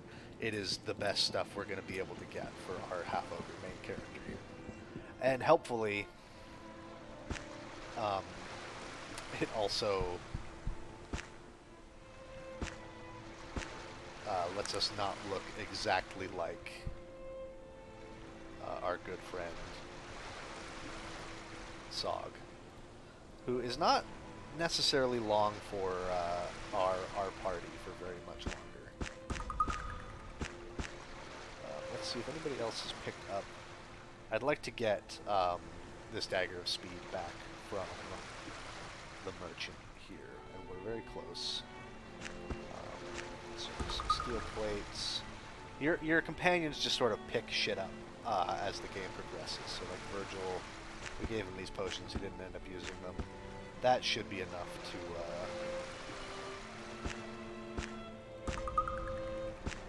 yeah, just enough to get that, and then we will give the Dagger of Speed over to Gar. Just checking him out. He's level 10 at the moment. He's another kind of melee. We're basically collecting melee powerhouse characters. Gar is a little bit of a tech character. I don't remember exactly what he specializes in, if anything. Doesn't seem like it. He just... Oh, no. I'm looking... That's alignment. Yeah, so he's neutral, so he can use magic items. He's kind of a good boy. Evil is on the left here, good's on the right. I think everybody in the party at the moment is pretty good. Virgil's good-ish. Sog is good adjacent. Dog is neutral because dog. Magnus is a very good boy. And Gar also very good boy. I believe our character, yeah, is pretty, I think exactly on par with Virgil. I think Virgil's alignment actually scales with you in a way. So now we are going to try to find that quest we were doing ages ago.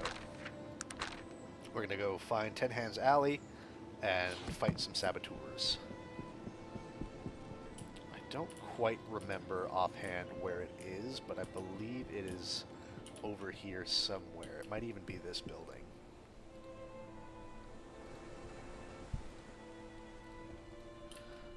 He actually has a building full of rats that we will deal with.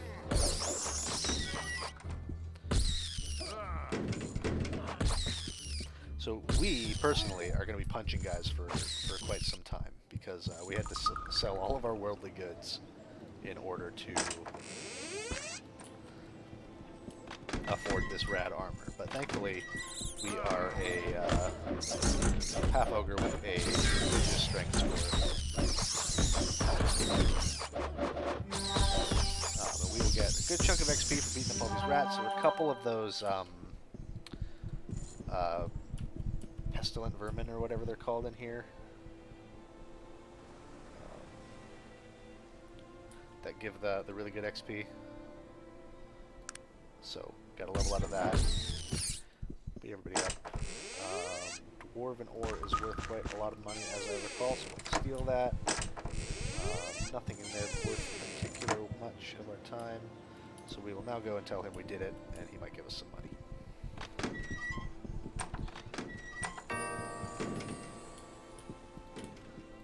Spend that level up. We will start increasing our melee and dodge skills in the end now.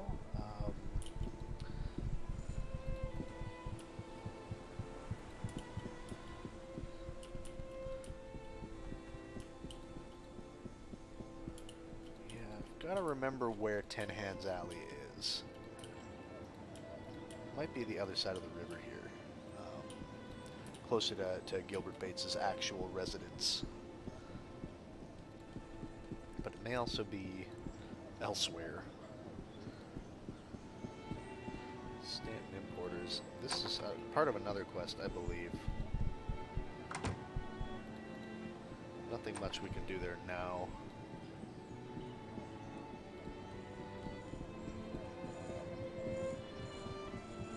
This is the power plant we don't want to screw with.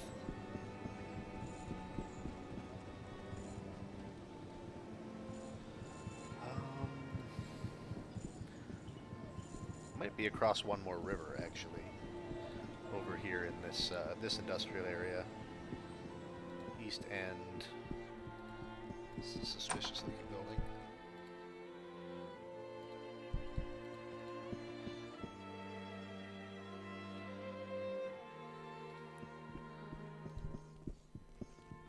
This is Mulligan Bone Alley, which is for a different quest later on. Here we go, 1810 Hands Alley. So what we want to do is, it's currently 6 p.m. So we want to advance a couple hours at a time. So now it is 8. So we want to advance time 4 hours so that it's midnight-ish. Save here and talk to the guard.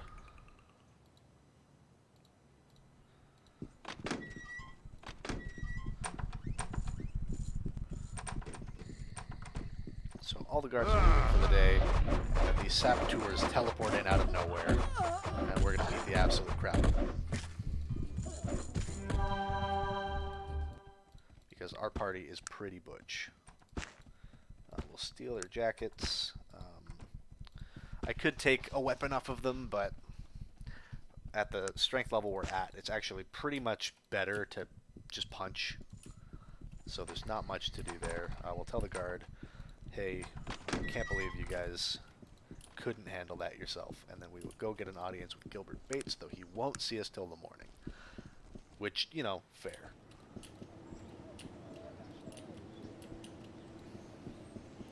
So now we'll talk to the guard captain.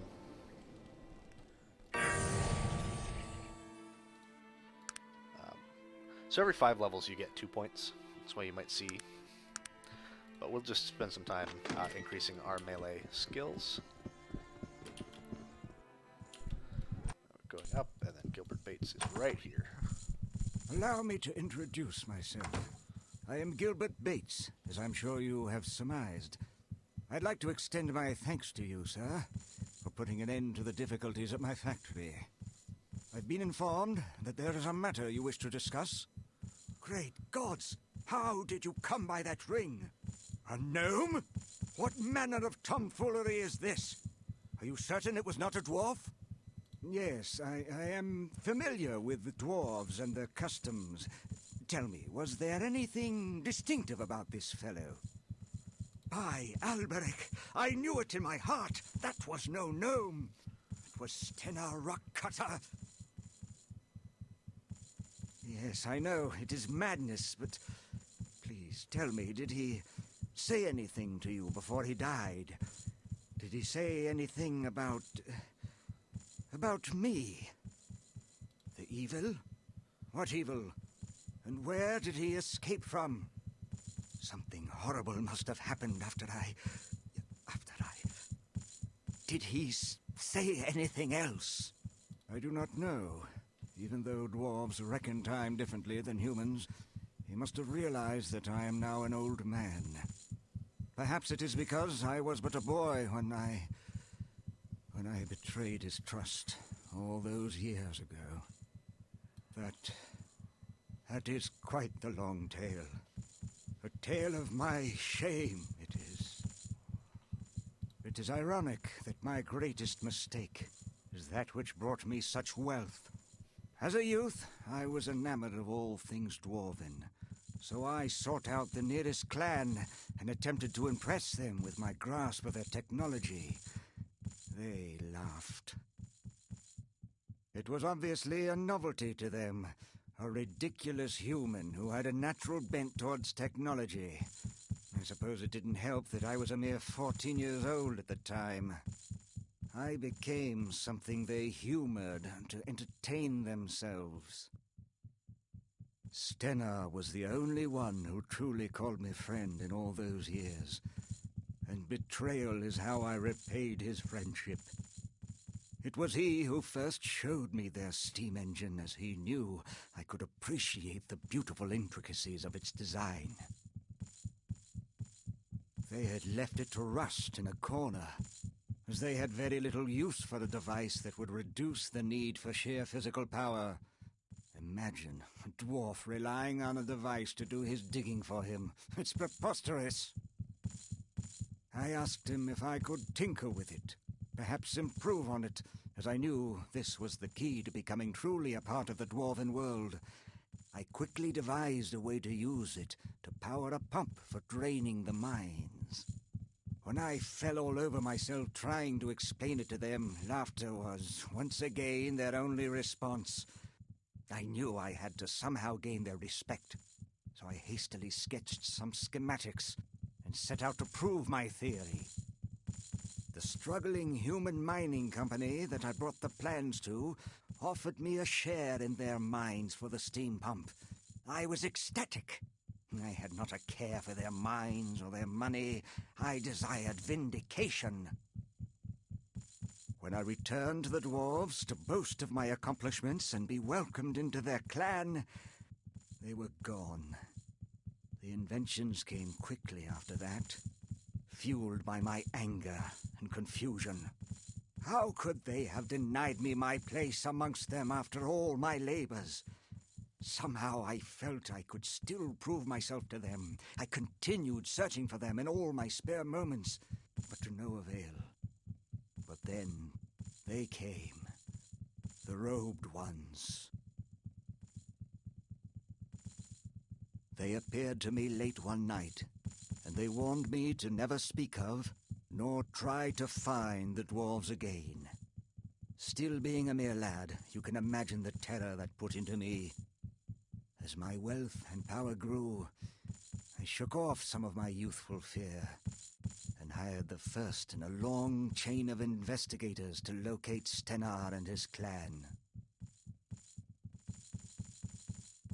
None of them ever returned with any worthwhile information, and some never returned at all.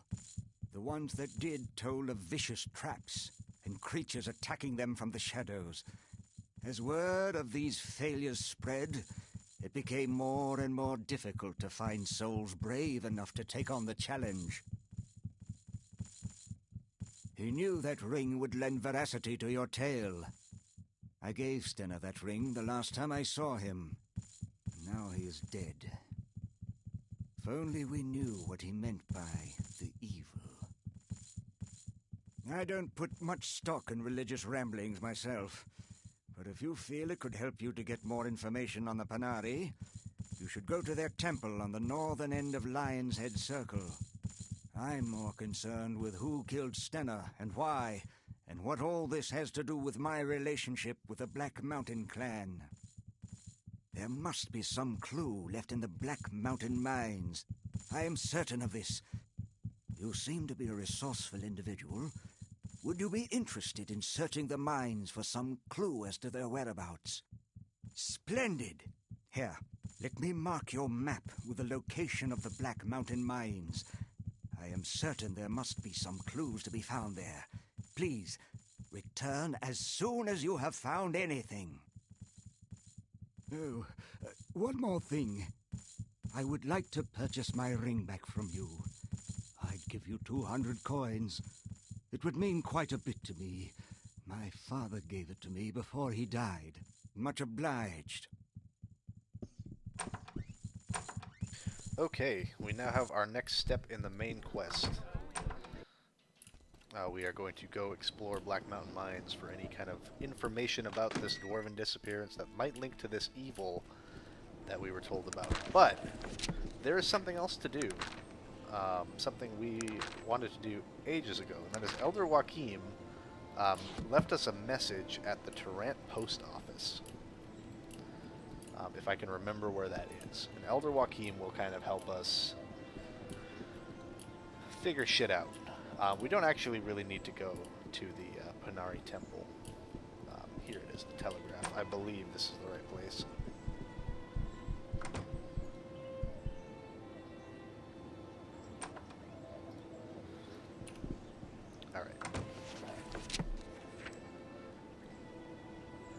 So Elder Joachim has said that he's developing, or he's investigating this.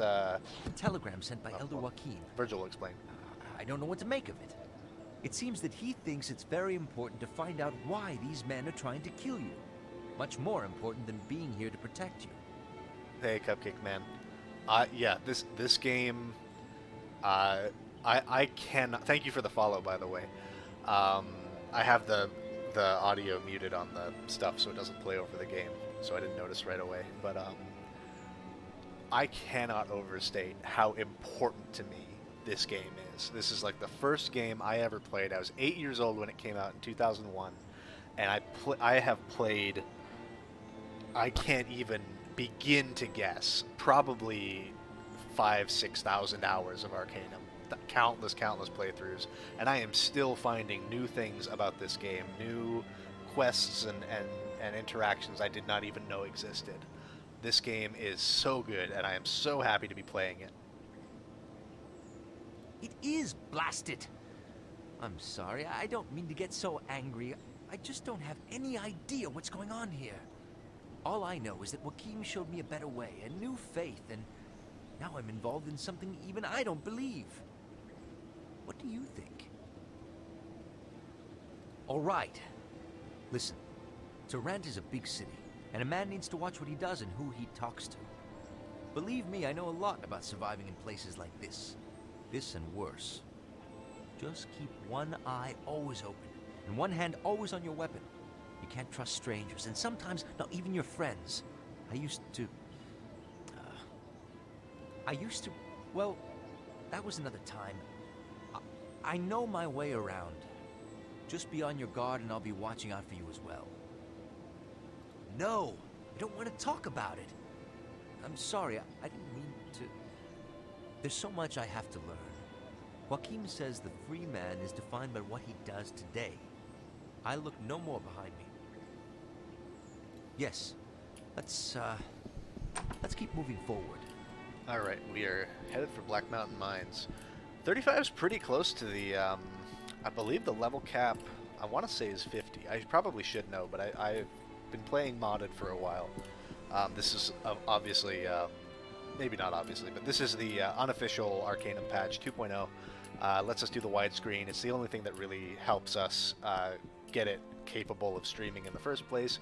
Even then, I have to jump through some hoops. But yeah, I mean, if you're interested in seeing it, if you're interested in learning about it, this is the first stream of a series of it. I'll be doing it every Tuesday until it's done. God knows how long that'll take. Arcanum is a huge game. So the Black Mountain Mines are up here. We will be going to them shortly. It's another kind of thing where we are going to want to do a little bit of side leveling. We're going to visit the Forbidden Pit, and then maybe the Elven Ruins if we can find them. Just get some little side questy stuff done. Maybe find a weapon for our main character. That Fine Steel Dagger will actually do fine.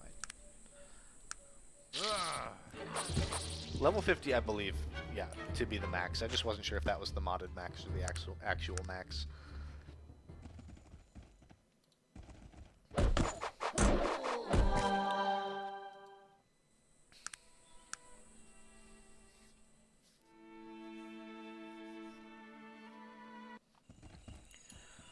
So the Forbidden Pit holds these widower spiders who can poison the fuck out of you.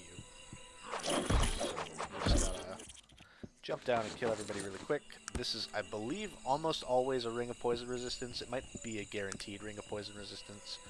I will do a little bit of searching around here, just to try to find these Elven Ruins. They might be quest linked. Greater spiders, very dangerous. All spiders in this game are a nightmare. They will poison you, and if you don't have Virgil with you, you will die of the poisoning. Thankfully, we have Virgil. There they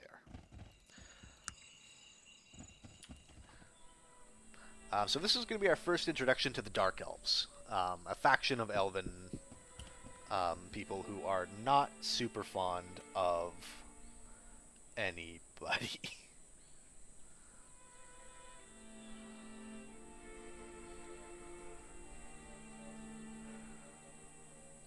They don't believe us that we just stumbled upon this place out of sheer luck, so they immediately attack us. But that's not necessarily bad, because they apparently just murdered this poor professor in cold blood regardless. Elves usually drop bows. They don't usually have armor. But they do have some shields that we will take and utilize. I don't know where the last guy died. So we will utilize this shield. And we will come down in here, kill some zombies.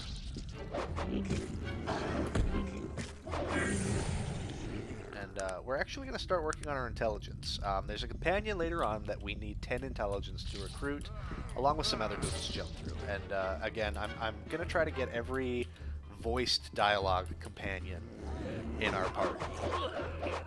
So I need to jump through some hoops, especially playing a half ogre. You really got to put some legwork into. So this stone is important. We will be carrying it for a while, but there's a place we have to bring it back to. There's some chainmail. If we can identify that at a witch, we will be able to. Perfect. Alright, so some decent loot from here. A magic bow, magic chainmail, magic leather armor. Can't complain. We'll go get it identified and see what is best to throw on Virgil. I don't believe Gar can wear chainmail. If he can, we will put it on him. But I believe he is stuck in barbarian armor for the whole game. Just because of the quirk of him being technically an orc. We don't have any lockpicking skill, so we will be leaving that locked thing alone. And I will be frantically trying to remember what we use this big old rock for. We don't want to spend much time in Ashbury, but we can go and see a cool thing.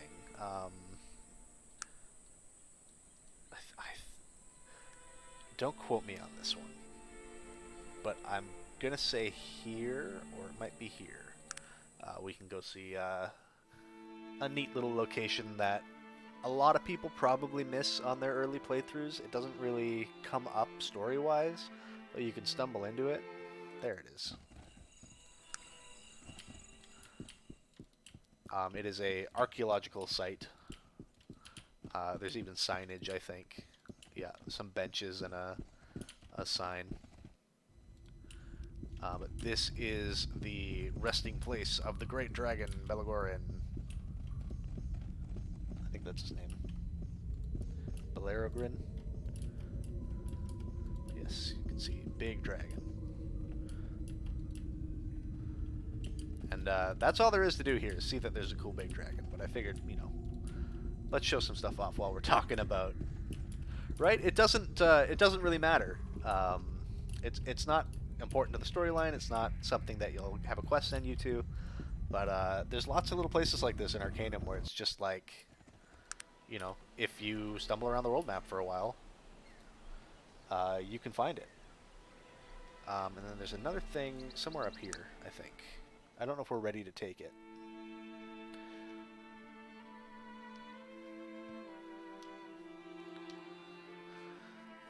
But yeah, I have spent, what, 19 years with Arcanum at the very least. Well, no, not. I mean, literally, no. It came out 19 years ago, and I've been playing it since. So I have stumbled into a lot of what this game has to offer. But like I mentioned, even I find things that I don't remember ever seeing. I don't know if we can take fire element. We'll try. No, we absolutely cannot. So we will remember this is here, but we won't be spending much time here. We're going to head right for the Black Mountain Mines now.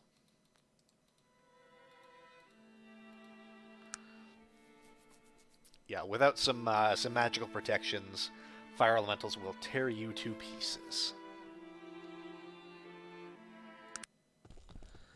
Just to point out, we've traveled, these little red dots are places we've found.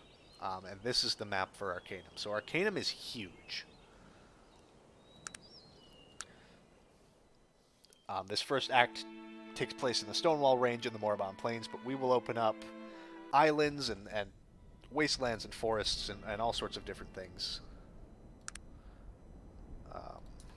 as we go. So currently entering Black Mountain Mines. It's been overrun mostly by wolves. We should have absolutely no issues, especially since our party is pretty stacked. We have a lot of the best melee characters in the game, Gar and Sog and the Worthless Mutt. Not to mention our character, who is basically just Sog, but again.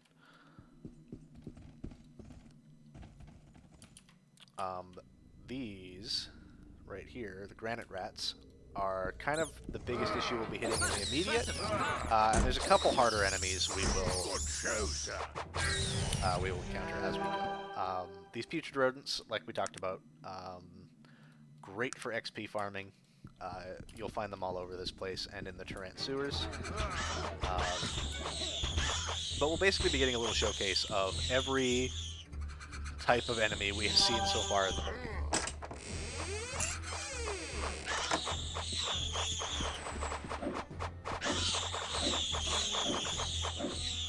So we're dealing with kites, we're dealing with wolves, we're dealing with rats. There's also a lot of technological loot. These ore golems. So ore golems are very annoying because they will damage your weapon as you attack them. So it's best to kind of leave one guy to do it, and then if you're unarmed, it will just straight up damage you.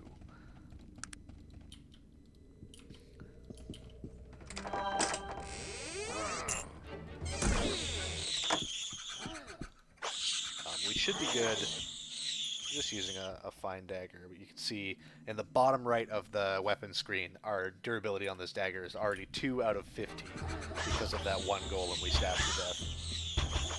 And that's a side effect of how fast this character attacks using these daggers in this build with our pretty high dexterity.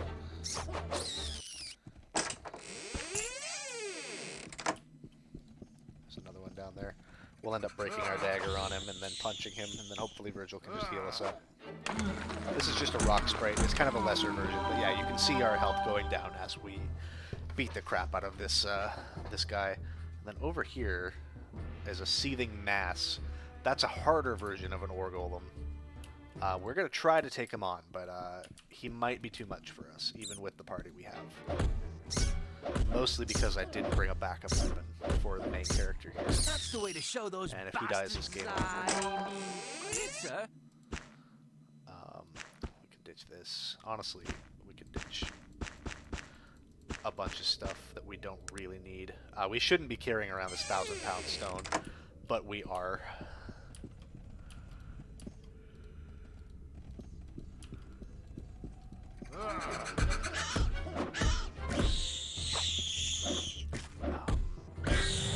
I believe that's a side quest we can solve after we leave this. I think we have to go to a place called Stillwater. And always important, always kill the shamans first, because they summon panthers or cougars or whatever, mountain lions. And it's a huge nightmare to deal with.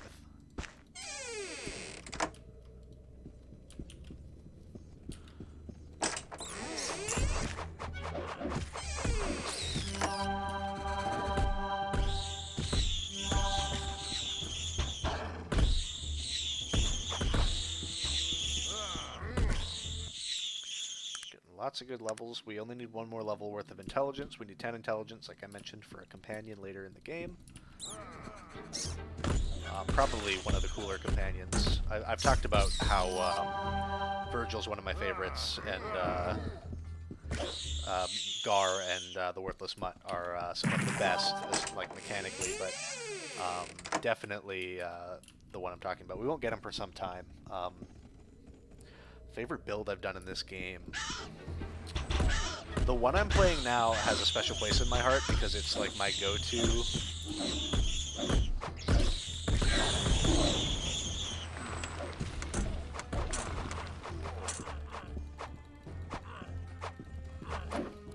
Just gonna kite this seething mass for a bit.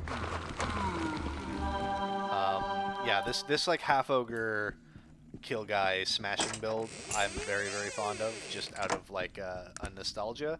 But my favorite build probably is Lightning Mage. Lightning, where is it? There's so, by the way, there's so much magic in this game. It is crazy. Right here, Force, Lightning and Disintegrate, Force, and then just upkeeping kind of like that combined with There's too many spells, man. There's a summoning list somewhere in here, right here, and you can summon, you can summon demons and guardian ogres and stuff. So one of my favorite builds was just a really squishy, like elven noble type, focused all into like intelligence and charisma stuff. But he summoned all these like ogre bodyguards.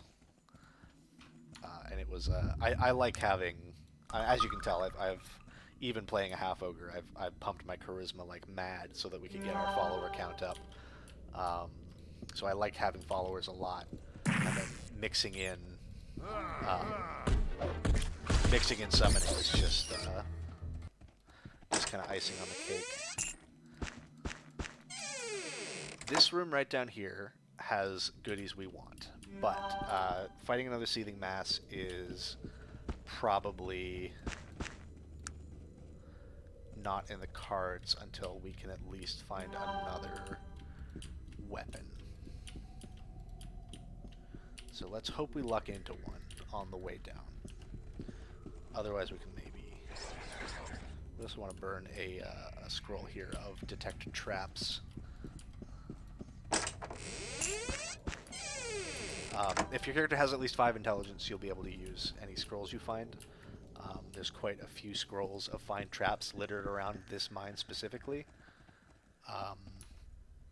Definitely worth using them. So we'll save here. We'll do a couple attempts on this seething mass. Hopefully nobody dies.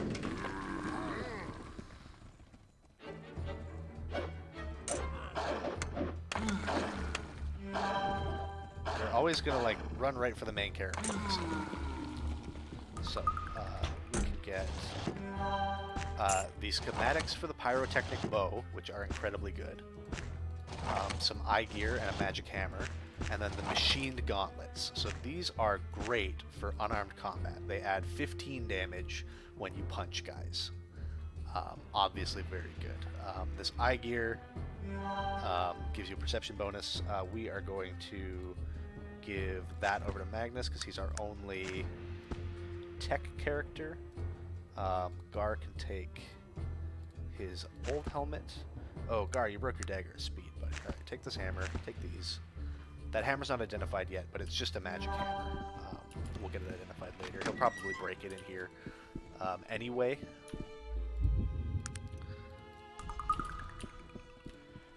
Already level 20. So we picked up Worthless Mud. So that's another cool thing. We've got detect traps active. Well, we had detect traps active, and we walked over this area, so we saw these traps. So any trap you have detected, your companions will path around automatically, which is very nice. But what I was saying, we got Worthless Mutt. He was level 12 when we were level 8. And you'll notice he's level 20 now. You can see in the bottom right there. That's because we're level 20, and companions cannot out-level you. So he stopped leveling with us once he hit his cap there. Okay, we've got another seething mass. Gonna let everybody break their weapons on him.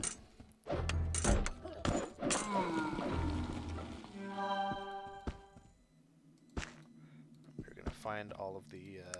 We'll take one of these notes just to read some plot stuff.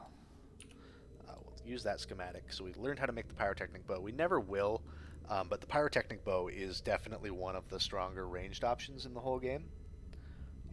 Very, very, very good. So these Malokian Hand assassins seem to be tracking us, figuring out where we're going and what we're doing. We are going to slot these scrolls into our hotbar because we will need them later. Take the gold. I just want to check on how's everybody doing. That magic axe seems to be immune to damage, which is good. Your sword can't be looking great. No, it's doing okay. So everybody's doing okay except for me and Gar. Yes, sir. Broke his his dagger. So we could go down. I think we will, or up, I think. But let's save again because we're looking a little rough. And it really doesn't take much to bring you down in this game. Really, not a lot at all. Last point of intelligence we need right there. Apparently we'll level it a few times because there's a big chunk of skill points to spend. So that's the last bit we need. I think we need to start raising our dexterity again now. But this is the last. I gotta be careful with these guys. Companions don't have the hit points to deal with those. I think that's the last kind of stat grinding we need to do to get any of the voice companions. I think the rest of them will just join for sake of joining. But yeah, there's some hoops to jump through as far as that other companion I mentioned. See, there's a Malokian Hand assassin over there dying to a rat, which works for me. Yeah, these granite rats are spellcasters. They buff themselves with the Earth Armor spell. They can cast fire spells on poor Gar there. Virgil's almost out of stamina. So this is a huge pile of health and mana restoring objects. But How can I help? pretty much only Magnus can use them, because everybody else is either neutral or magically inclined.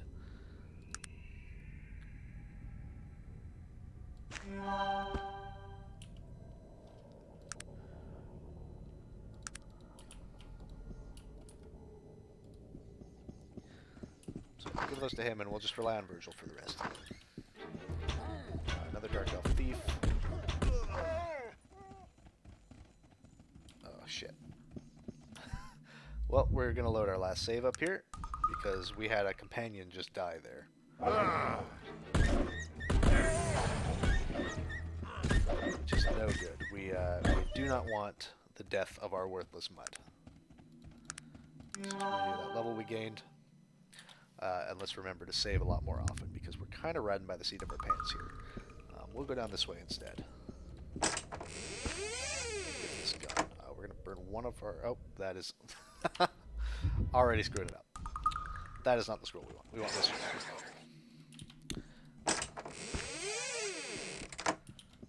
We want to use our scroll of trap detection, get more scrolls of trap detection.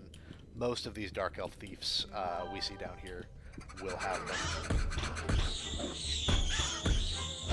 Then this cure-all.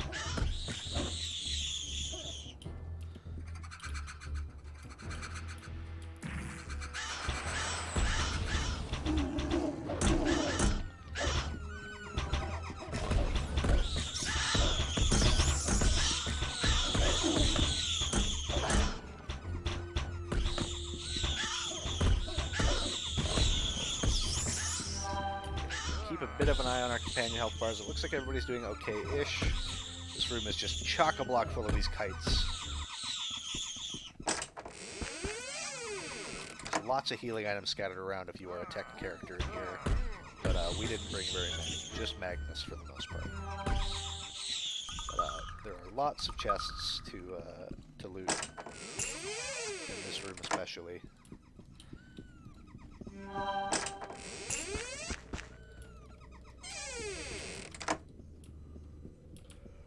Going to take quite everything, but we'll take a good amount of stuff. And then we're going to come this way. Is our... No. Okay, we're going to use one more scroll of sense traps, because this hallway is monstrously trapped. Just all over. Just chock-a-block. It's very easy to die in this hallway.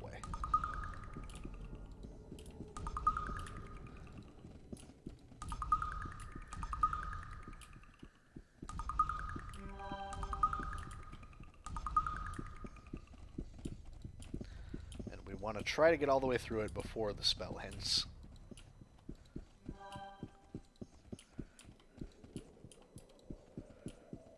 I think we're in the clear.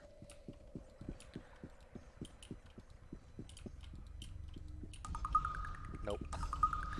Still going. Don't bother with this. There's nothing in there worth having. Here we are.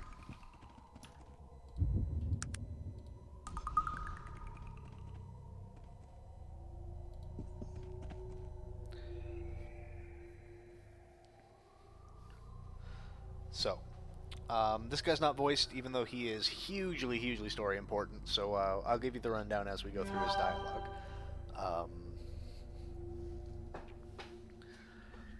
Basically, he is implying at the moment that the Wheel Clan was doing the work of elves, and he is ashamed of his kind.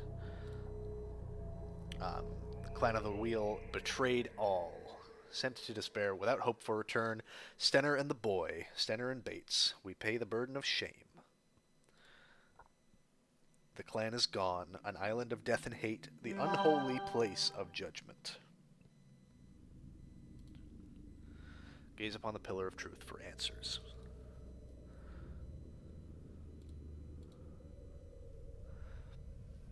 Okay, this is pretty much the crux of the main story. This gives us a lot of information of what's coming, so I will endeavor to read it out in a manner that is understandable. I am not proud as I set this down, but it must be known that I, Gudmund Orbender, have rejected the judgment of the Wheel Clan. The banishment of the Black Mountain Clan to the Isle of Despair for crimes against the Dwarven world, namely the sharing of technology with the humans, is a more grave an offense than that which it purports to avenge. I commit to stone my judgment on Logar and his clan, blinded in the madness to the extent that they would allow the elves to force their hand. The day the elves came, led by the warrior betrayers of the wheel, was the day my destiny was writ upon the stone. Gudmund Orbender would never be banished by the hand of an elf, no matter what untrue judgment of guilt were handed down. The voice of reason, usually so clearly heard by dwarven kind, was shunned when it cried out to drive the human from our ancestral home. The Bates child sold the dwarven birthright to the world. As was the charge of Stenner, so he must be guilty. This day shall be remembered for all days of the Orbender, when the proudest of clans may be forced as sheep into a circle of banishment created by lowly elves. While warriors stand and do naught, the Orbender must reject all that his dwarven bones will him to do. As there must be one to stay and make record of this, the most evil of days. I scream for my brothers to fight the unfair judgment of the clan of all clans. I scream at them still.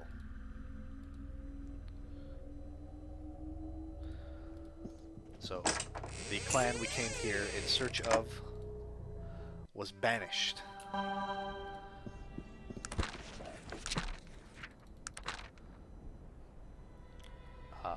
Banished to the Isle of Despair, which I think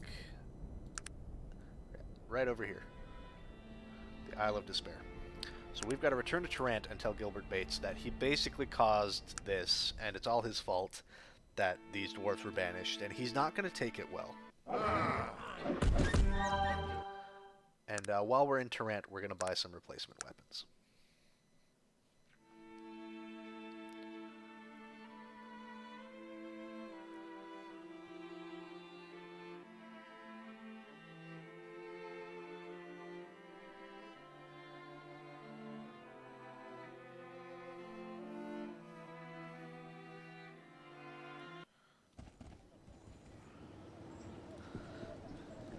And then before we go and do the next part of the main quest, we likely will do a little bit more side questing, level grinding kind of stuff. I'm going to try to remember where I take this stone that I've been lugging around, this huge tombstone looking chunk of rock.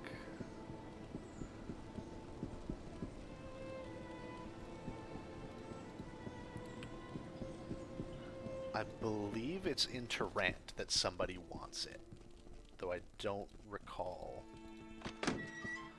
I think it's just a rich lady who wants some elven relic.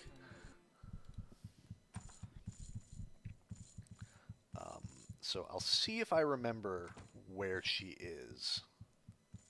You have returned. Tell me, what news?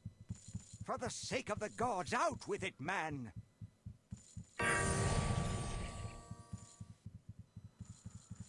Weirdly, they didn't voice this specific dialogue, probably because it's mostly notes. He's going to ask us to go to the Isle of Despair. I know I've already asked much of you, but an old man needs to put his mind at ease. Go to the docks at Ashbury. You can find it on your map. Ask around for Edward Teach, a crusty old salt. He is in command of one of the boats that I use for special jobs. I trust him implicitly. I'll wire ahead to tell Teach to expect you. Edward Teach, history buffs might recognize as the name of Blackbeard. Not that he's ever referenced as such in this game, but, you know, kind of neat.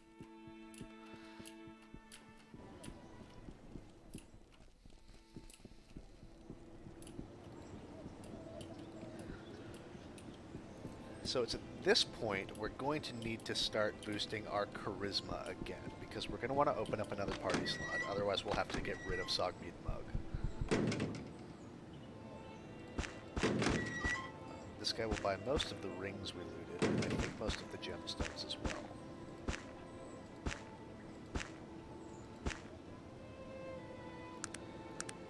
I believe he will also buy that. We don't need it.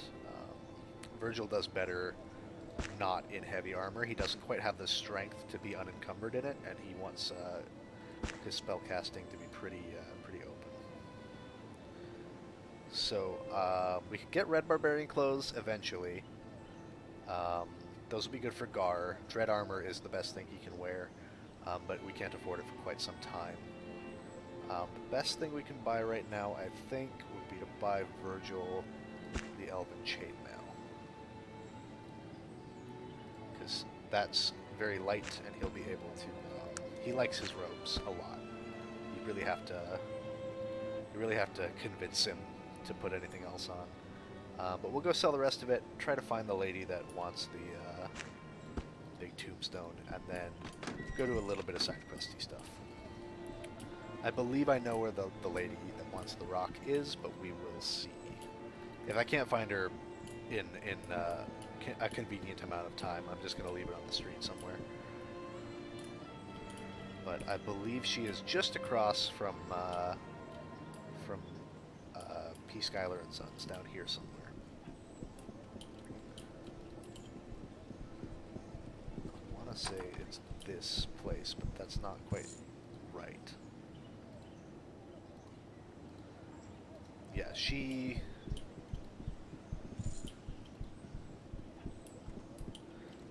also wants something from us, but it's not what we have. I believe, should I recall correctly, we are looking for the Pettibone residence. But again, I'm not going to put too much time into finding it.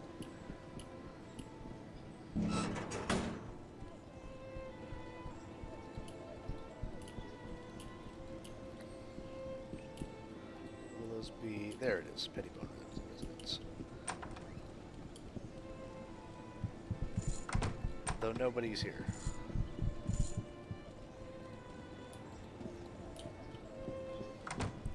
So I'm just gonna... There we go. It's possible that they're only in at night, so let's actually pick it up, advance time to the evening, and see if somebody arrives. Doesn't seem like it.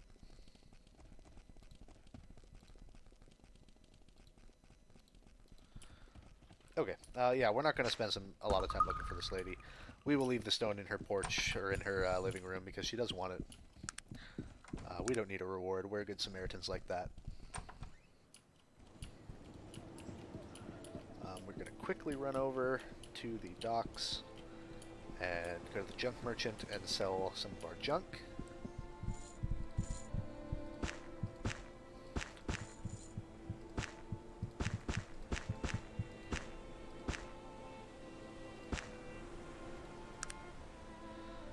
And then the next thing we're going to look for actually is the newspaper, which might take me a bit to find, but that's why we've been carrying this camera around, is for the newspaper.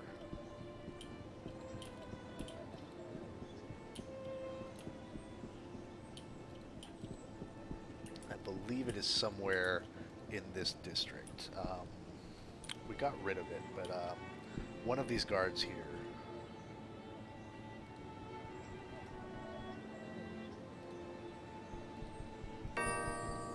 Okay, we didn't need to keep. We didn't need to keep the. There it is. We had a. We found his fiancée dead in the blimp crash at the start of the game. So nice to tell him about it, and now we can go get a tombstone commissioned, but we won't bother with it really.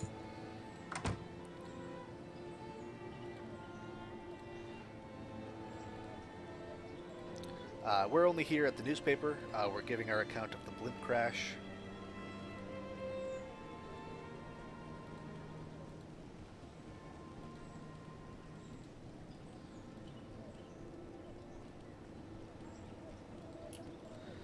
He gives us some money for the photos and stuff off of the camera, and now we can get rid of it.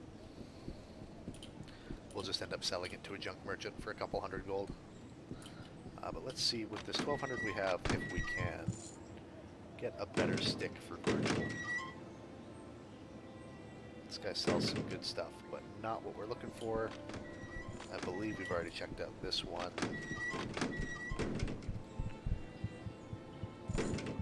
This guy has different stuff. I don't think anything we are particularly interested in. The Axe of Strength is quite good because it can let you break the stat caps in the game, but it's not great for us. We can get another Sword of Air, but we can't quite afford it. So check one more store, and then go off and do some other things. Alright, the Dark Magic stores only open at night because they're edgy like that.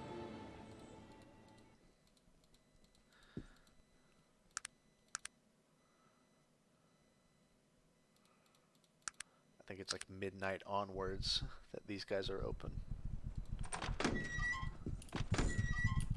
Honestly, sort of dumb, but you know. Nothing super useful. Gleam Helm is quite nice. We'll pick that up. Gleam Helms are just, you know, they have very good defensive bonuses, and I think it will be a nice present for Virgil.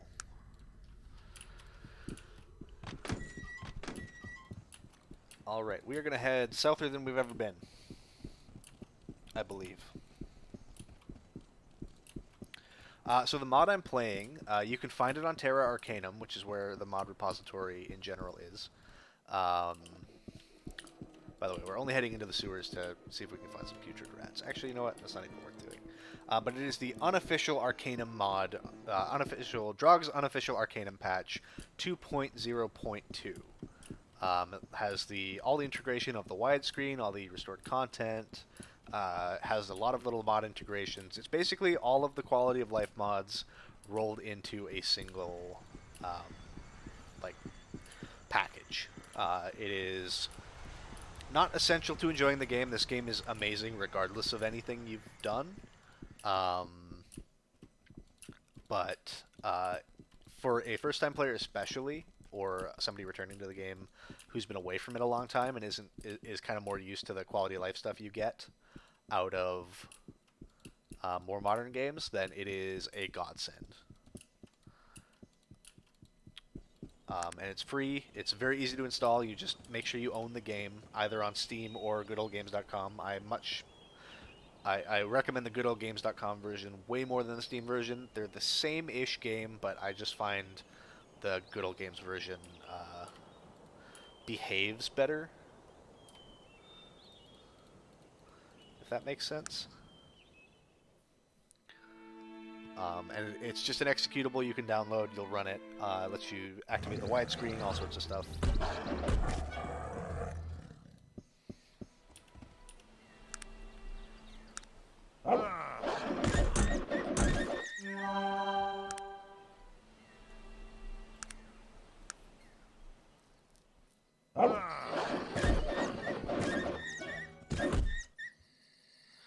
Yeah, GOG is a phenomenal resource for old games like this.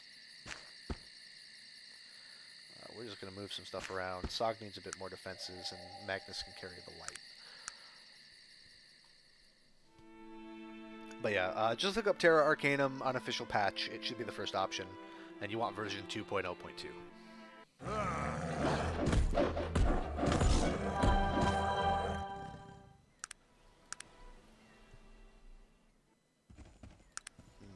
I thought it was down here. Maybe a little bit further along the coast.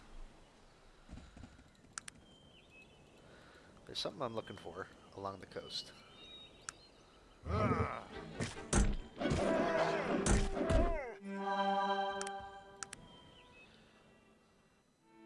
It might be a quest-locked location, so we might not be able to find it. But in looking for it, we will get lots of encounters with very good XP enemies. If you ever want to level grind a bit, the Morbahan Plains have a very good encounter table for leveling. Because they're not that dangerous as long as you have Virgil. And you can target priorities. But they usually give pretty good XP. So we're going to go above Ashbury then, because there's another thing we can look up over here somewhere.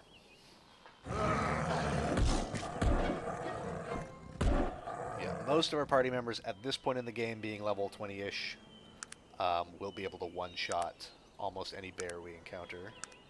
So we are definitely progressing in strength. Grizzlies notwithstanding. Grizzlies are a different story altogether.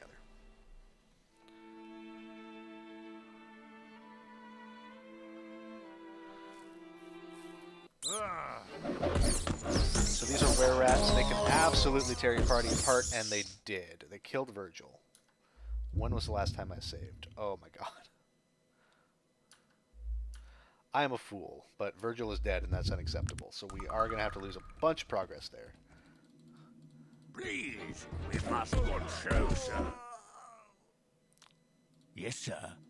So we're just really quickly going to burn through all those things we did. Thankfully, very little progress is lost. We just have to go redo a conversation. We have to redo Tarant, and then we'll just go do our little bit of leveling we missed out on.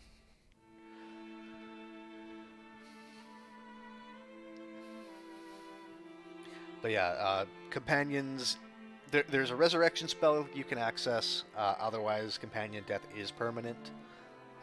So either make a healing character with access to resurrection, or don't get attached to your companions, or save a lot more often than I do. I believe, yeah. I'm not going to make you guys sit through the shopping trip again. We'll just deal with not having a sword for a while. We'll just sell off as much of this stuff as he has the money for.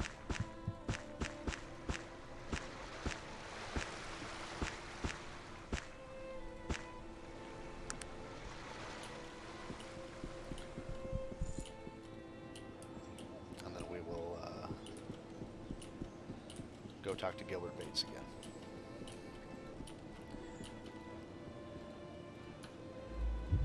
And we will save habitually. The lack of an autosave is the only thing holding Arcanum back. That is the last kind of quality of life thing I would love to have.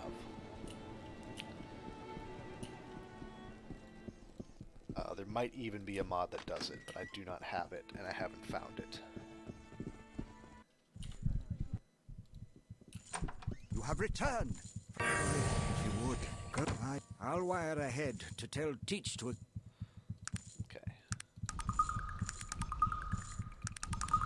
So at this point in the game, we can also access this guy.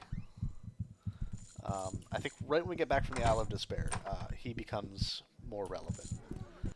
But he is really just another companion you can get. He's another Sogmead mug.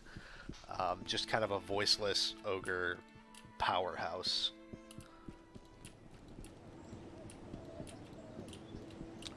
I'm going to make you guys sit through shopping again, because we have 3,000 gold.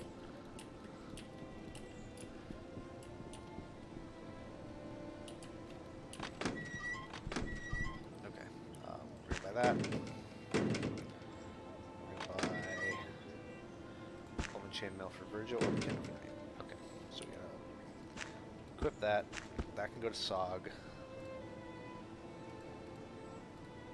Just do a little bit of the shuffle. Take this. This goes to Magnus. And then... I don't think we can repair that, but we might still be able to sell it. And we do want to get that identified, but it doesn't really matter. And then Virgil... What is it that you want of me? Give me your clothes. Okay. Alright, he won't buy any of it. So Virgil can't get the chainmail this time.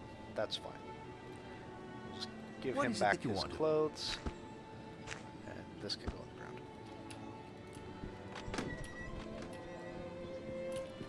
Take that quick detour into,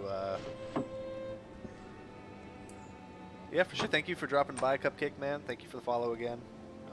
Catch us next week, every Tuesday for more Arcanum. We do other shit too, but this is the important one. Have a good night.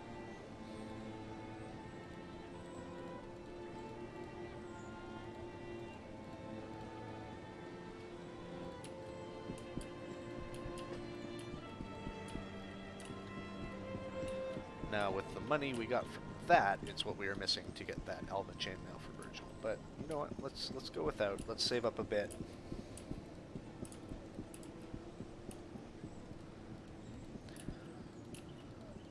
Well, you know, if you're interested in watching it, maybe I can start the stream a bit earlier too. We've been going just about 3 hours at this point, but usually I can start it up an hour earlier.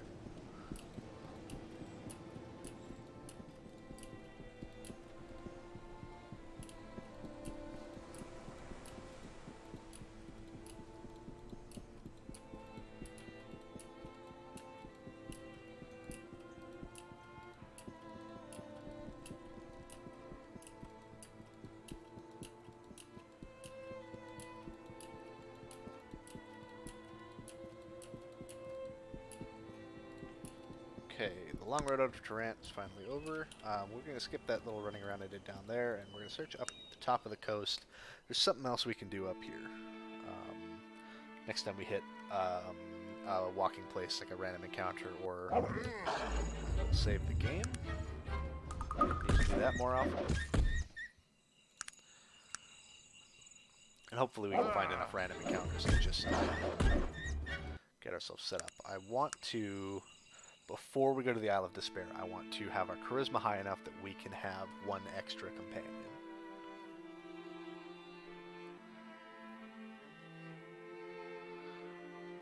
Because we're at our capacity right now. 4+ dog.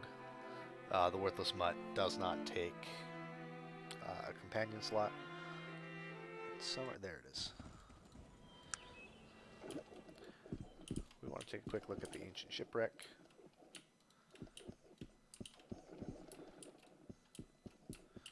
Remember if there's anything to do here, but you know, it's just neat places in Arcanum. But we can see this world is kind of like Steam Engine tier of technology at the moment, and we can see in these ancient ships, you know, constructions and metalwork that maybe implies some more advanced things. We can head, I believe it's over here-ish as well. There's another location we can go to do some leveling and meet an important NPC, a potential companion, but not for this playthrough. Another voiced companion.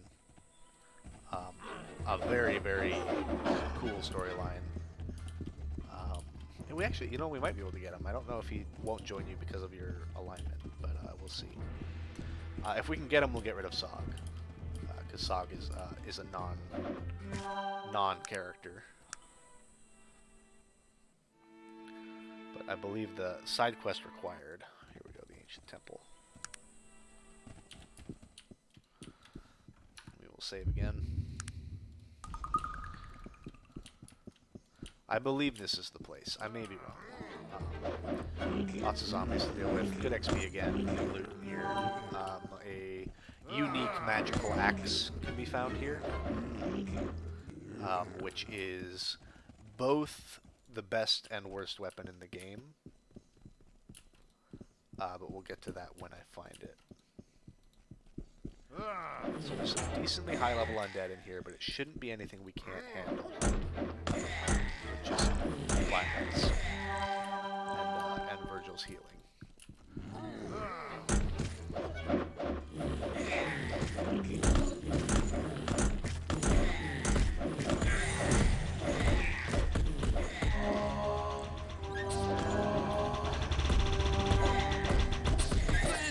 I've been wounded terribly.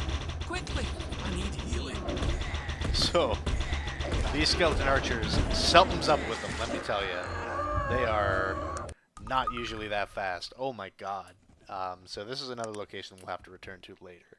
because we're going to need everybody to be pretty armored to deal with that sheer volume of arrows from those skeleton archers. Where can we go then?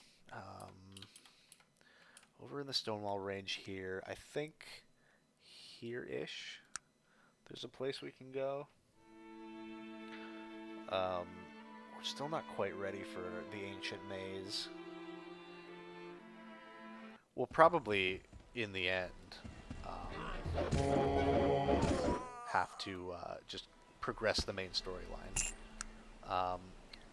If you were paying attention from a long time ago, this is the man who threatened to kill us at the crash site originally. And he finally came back, and he waited until we had a bunch of friends and magic weapons and armor.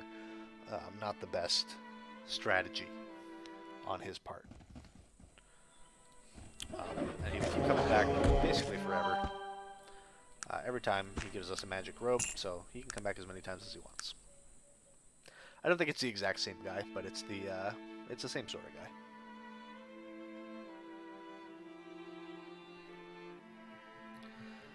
So this should be, again, I don't know. Oh geez, somebody messed that guy up. I don't know if there are any locations in this game that are story locked. I don't think there are. I think you can just straight up go to this place called Harden's Pass that lets you access the Glimmering Forest, which is over on this left side of the map. But let's take a quick look in Torin Quarry. It's full of gorillas, which again, I don't know if we can take them, but we will try.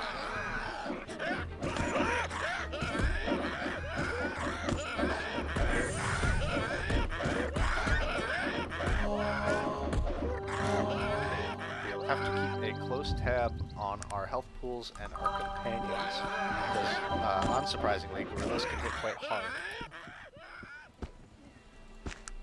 This guy has a bunch of magic shit on him that we will grab. And then we need that rock also, I believe. Okay, we need to move some stuff around. So Sog, you have good strength. You hold on to some things. Still no need for that item. How big is this rock?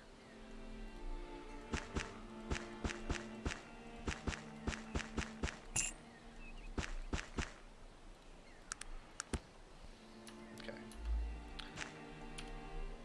It's a huge rock.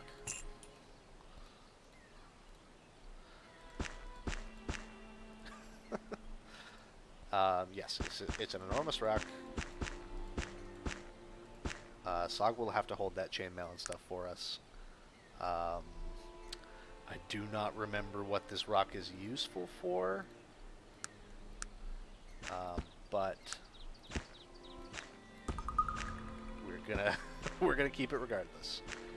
I believe this is the rock I thought the rock from Stillwater, or from the Elven Tomb, was for. I believe this one goes up to Stillwater in the end. So we might as well make our way there. Stillwater's somewhere in this region.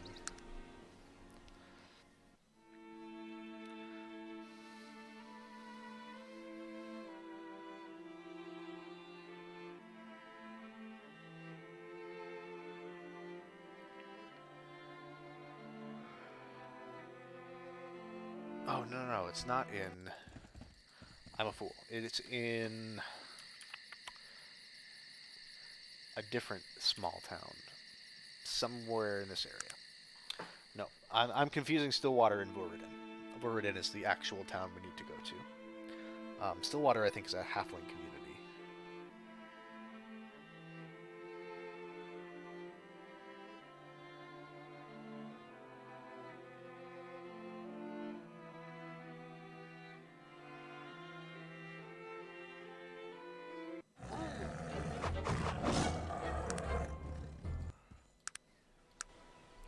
So we want to do this quest because it opens up a quest regarding like the old gods of the world later on.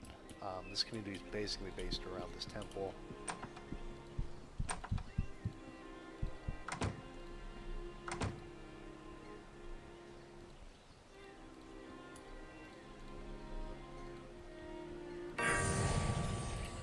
So we gave him a new rock to turn for the thing.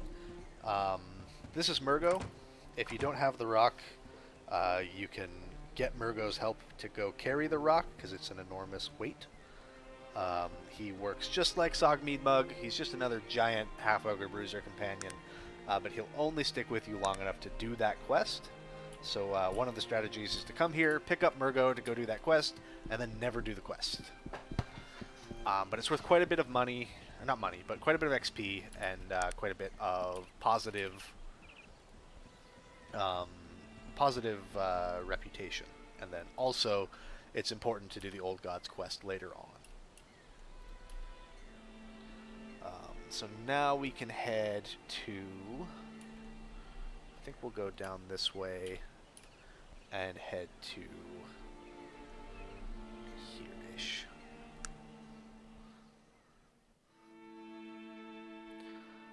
There's also a town down here called Blackroot that we'll take a visit to, and we'll pick up some side quests there. Blackroot's a great town if you're a tech character. There's a lot of gunsmithing there. There's a unique companion, voice companion again for tech characters. If this stream gets a decent enough viewership and following, we'll finish one playthrough regardless, and then if we get a good following, we'll do another like evil playthrough, and we'll pick up all the companions we didn't pick up in this one. Because there's about, I think, 8 or 9 voiced companions, and you could really only have 5 of them. And some of them are locked behind certain things. 2 of them are evil, for sure. I think maybe a third is as well. And then there's difference between magic and technology. So we'll do an evil tech run if this goes pretty okay, and there's like a little bit of a demand for it.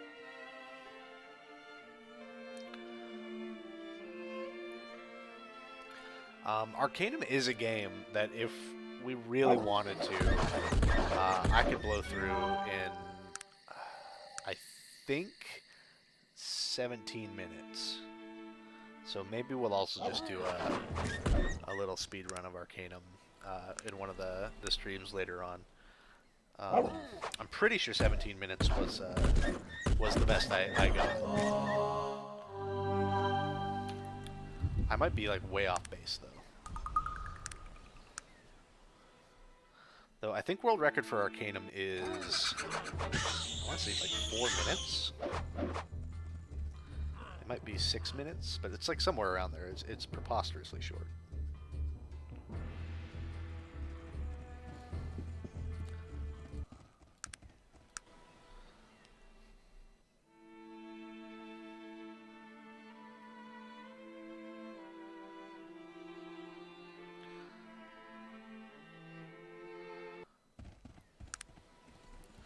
This place I'm looking for may not exist yet.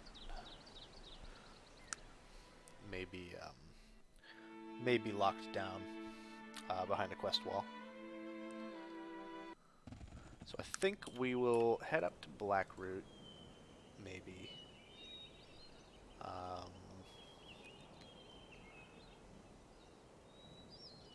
Actually, you know what? Let's go do another thing we're definitely not ready for.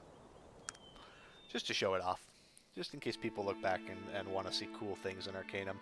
I think we'll do this and then we will call it for the night. I think 3 hours is a good enough start.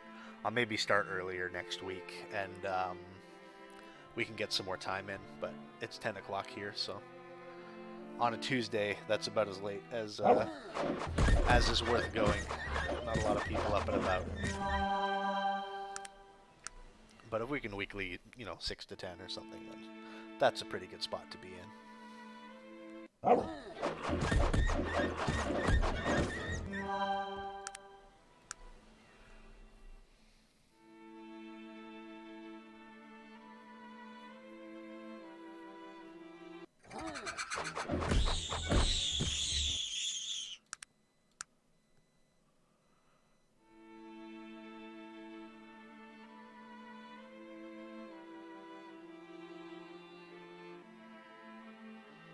So the place we're looking for is called the Dungeon of the Dragon, which is probably a reference to a very famous role-playing game called Dungeons and Dragons.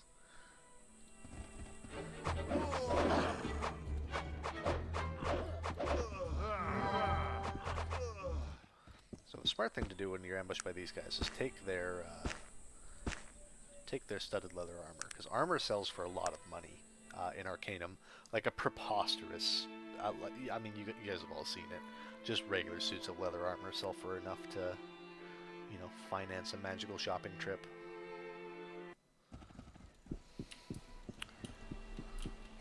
Okay, we are going to save because we don't do that often enough. We're going to kill these grizzly bears. And we will enter the Dungeon of the Dragon Pool.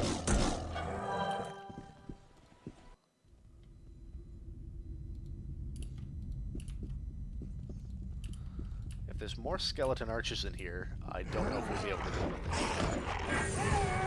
If it's just Gowraths, we'll be okay. Alright, we've maxed out our charisma now. 20 is the cap for any stat, without magical bonuses or similar. So we've maxed out our charisma. We can get a 5th follower now, which we will do so eventually.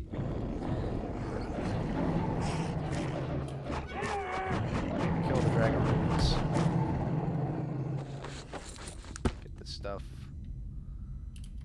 There are some cursed items in here that we have to be very careful with, because as we talked about earlier a little bit, your companions will just pick garbage up off the ground. Ooh, nice. So before we leave, we'll double check their inventories and make sure nobody's picked up any cursed swords or whatever off the ground, because there are some things I would definitely not like them to have. Those are dangerous too, war guns. War guns are dangerous. We want to make sure our main character is getting in the face. Ooh, medallions. We want to make sure our main character is getting in the face of. Take back. Sort that out. We will take back that and that.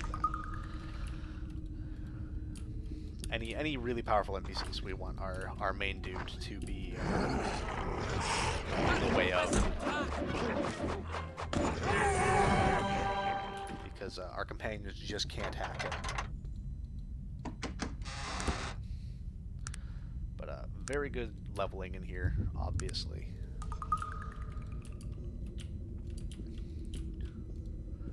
We will go deeper, but before we do, we will finish exploring this floor.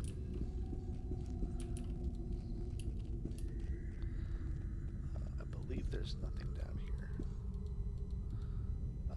Let's real quick just make sure nobody has picked up and equipped a random cursed object. Seems like we're okay.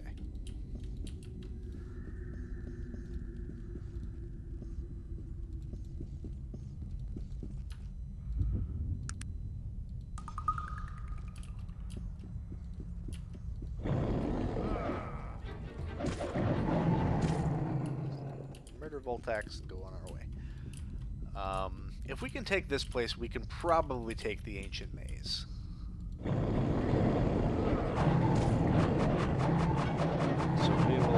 we'll make an attempt on that again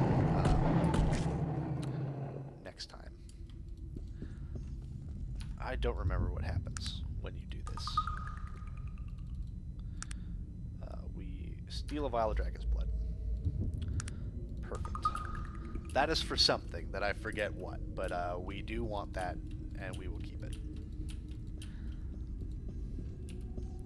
We've got lots of stuff to identify, so I think we'll end the stream by jumping over to Shrouded Hills, talking to the witch, and getting our stuff identified. And then from there, we will just equip everybody, sell off our excess, and call it there for the night. We made it to level 26. The level cap in this game is 50.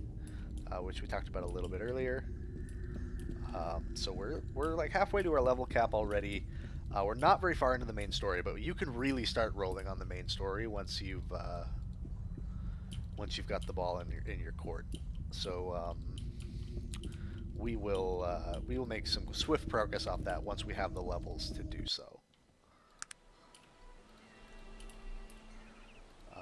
There are people who can identify magic items in every other city as well.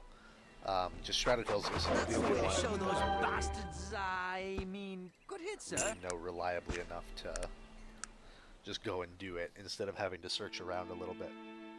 And the world map travel isn't that much extra effort.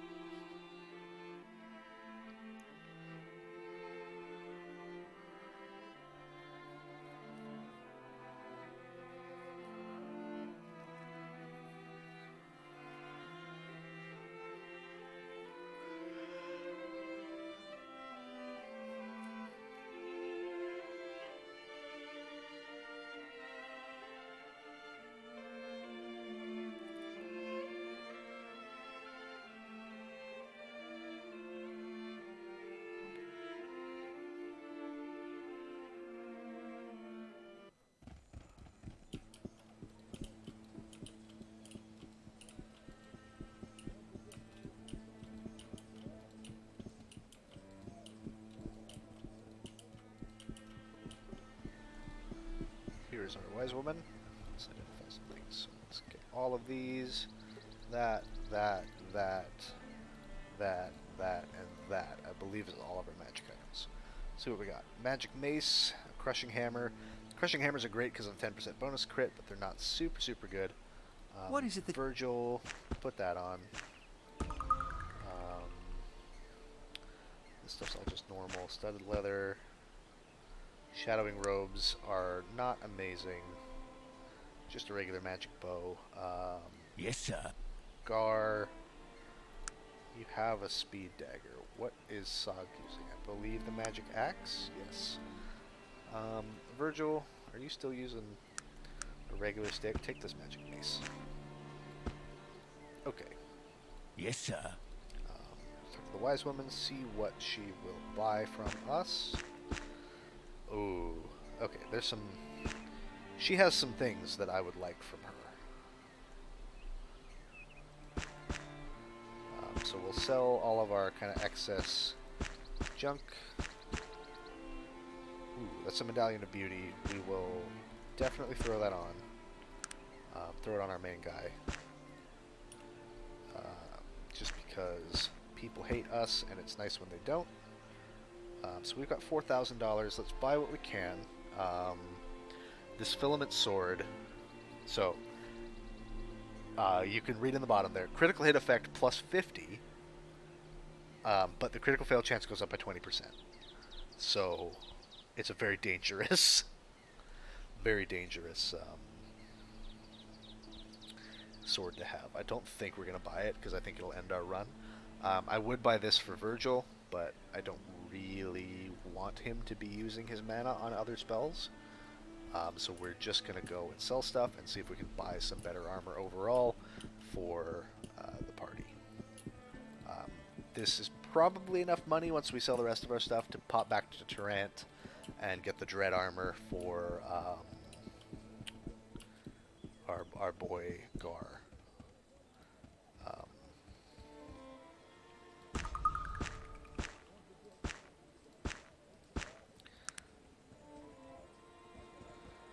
Okay, just a couple little things left to sell.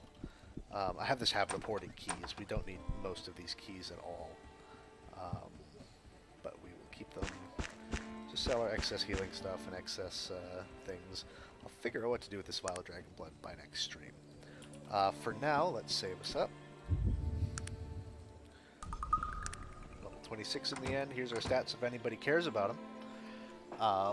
Because of the way Arcanum runs, I will have to tab out and do some funky stuff to end the stream. So you might see my desktop for a second at the very end here. Hopefully not. Yeah, thanks for dropping by. Catch us Monday nights, 7 p.m. PST till 9 p.m. PST usually. Sometimes we go a little bit longer. We do City of Heroes. We do like a co-op leveling stream of City of Heroes Homecoming. Tuesday is my stream day. There's 3 of us on the channel. This is my stream day. Right now we're doing Arcanum. I'm probably just going to do lots of old RPG type stuff as the channel grows and goes on.